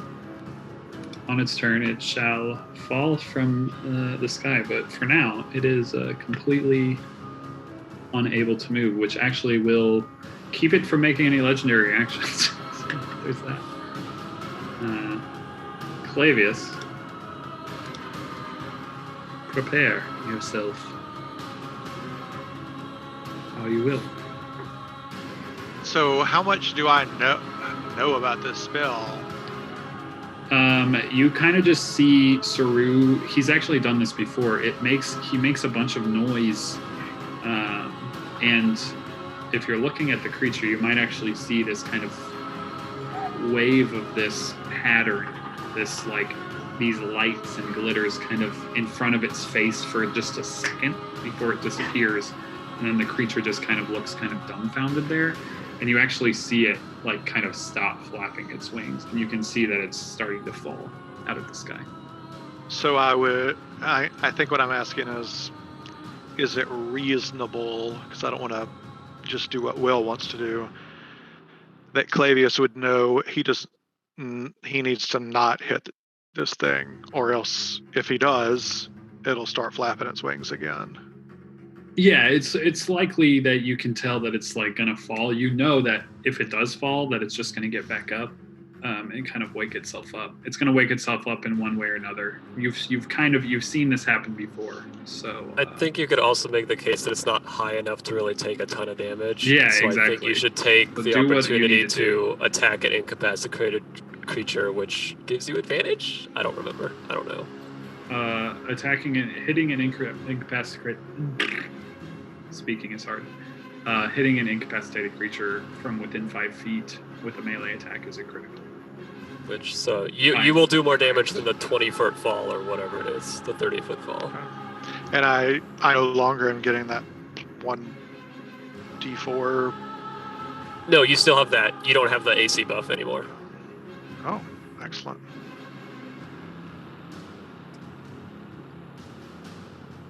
Yeah, that +4 is for like an hour. Or actually, no, it's like forever. Until I disband it or whatever. Well, I was conflicted about hitting it, obviously. Let me just check. Incapacitated creatures. Make sure that's a thing that I'm not making up.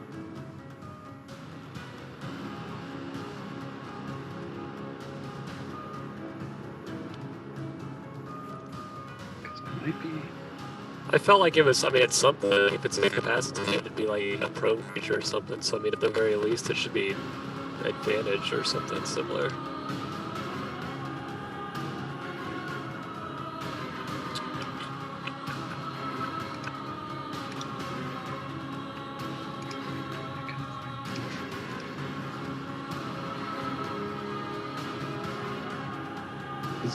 Does anyone know the answer to this? Incapacitated? You have it in here. Yeah, I clicked the thing. I just wasn't sure. It just said says incapacitated can't take creature actions or reactions. So I what feel like am we I played thinking? that way before. An attack but hit. Oh, I it's don't- it's paralyzed. Paralyzed. It's paralyzed that I'm thinking of. Okay, so that's it. An incapacitated creature just can't take actions or reactions, and then hypnotic pattern makes its speed 0. Yeah, so it is it's going to fall. unconscious and paralyzed are your auto crits. Incapacitation is just movement and Just- reactions and actions. Just movement, reactions, and actions. Yeah. All right. And So, Will, if that I changes. found one thing that said spell ends for affected creature if it takes damage, or if someone uses Yeah, an action to shake that it. that Yeah, Correct, so the yeah. choice is basically Will can attack yeah. and go for his damage or go for fall damage. Those are the choices. Yeah. But then which again, we don't. was- It's not very high. Well, I don't think it matters because I didn't hit it. So even if I True. tried, It's, But yeah. you- All right. You have a chance of doing more damage than the fall damage. I think you hit it on the basically. second one. The second one does not hit. Oh, okay. There you go. I think it was Neither of those 16 will hit. was on his hit. Clavius will look back at Colt. Don't hit it. I didn't hit it on purpose. Colt will not shoot as he will take heed. Isabel. Isabel will place her hand on Anna's shoulder and just kind of quietly tell to her, "Don't be afraid," and will cast Calm Emotion, suppressing the fear Awesome. effect. Okay, we're all afraid of something. So dope. Anna is no longer afeared. Whew. Anything Well, else, Isabel? While I keep concentration on Calm Emotions. So, gotta keep that concentration. yeah. Awesome. Take a couple steps, just to spread out. It is its turn, where it shall fall 30 feet. 3d6. 1 points of bludge. Knocking it out of its stupor. Prone on the fucking floor. Spends half its movement getting up. It's having a bad round, ladies and gentlemen. Thanks, Saru. Does That was not big. Try. does not get its shit back. Boy.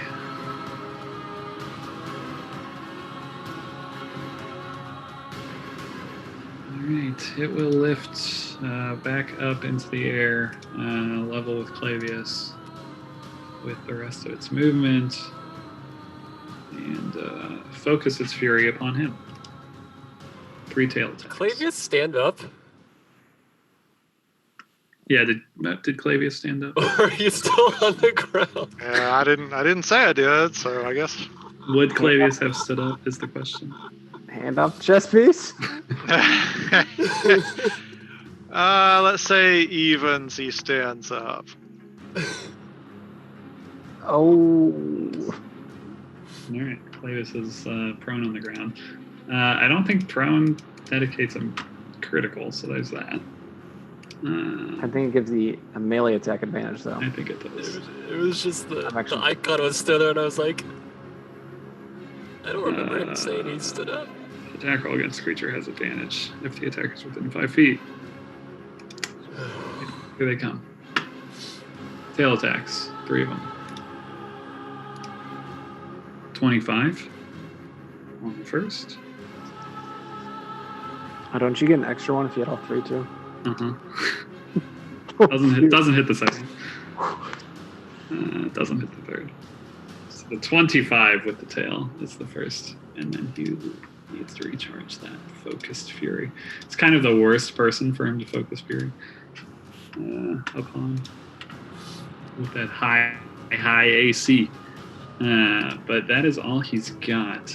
As Saru ate up his movement. Sara will continue her move to Steven. Steven giving you 5 points of healing with Healer's Kit. Emil will shoot twice, pop, hitting once.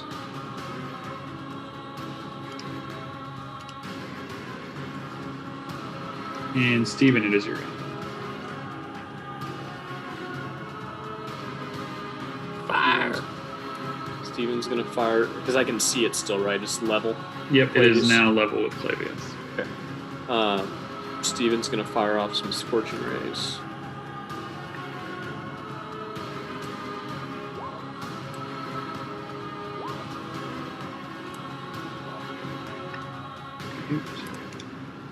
Two of those guys will hit.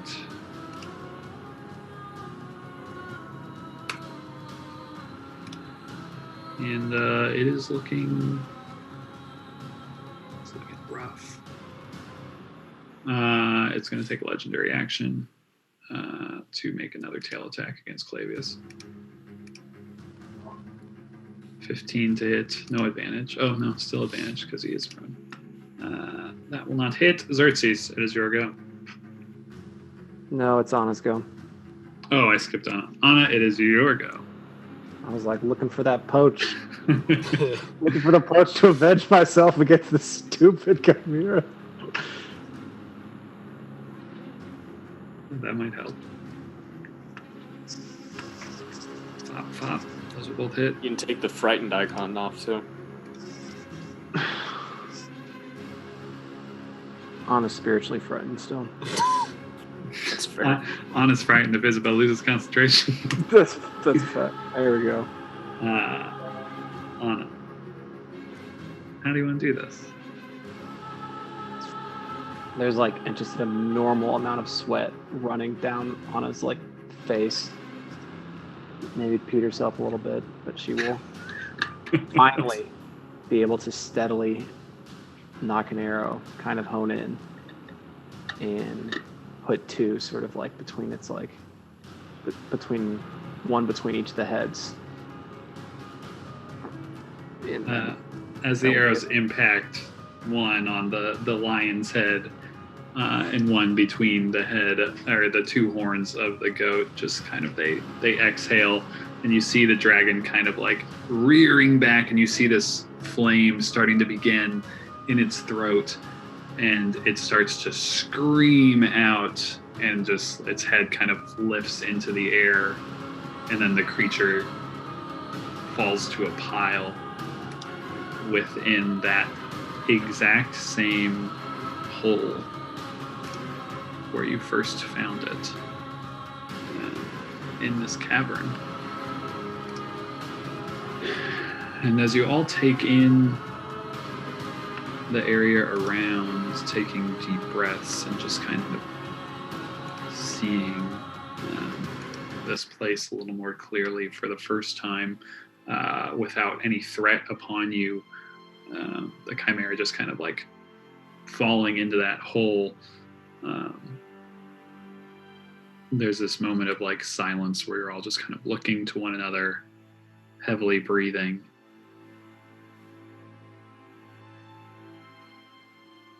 And you just note the immense size of this place. The chimera was big, but this place is so much bigger. And there are interesting things about it. There are stairs. Not something a chimera would have likely carved into this area. And you look off to the south as the battle comes to a close. And there is this archway that seems to head deeper into the cave. It's mostly covered in darkness, but there is some light kind of shining in that way. And any of you that speak Draconic, I don't know if that's any of you. Just Isabel. Isabel. I think just me. Note there are Draconic runes carved into the archway. That's where we're going to end tonight's session.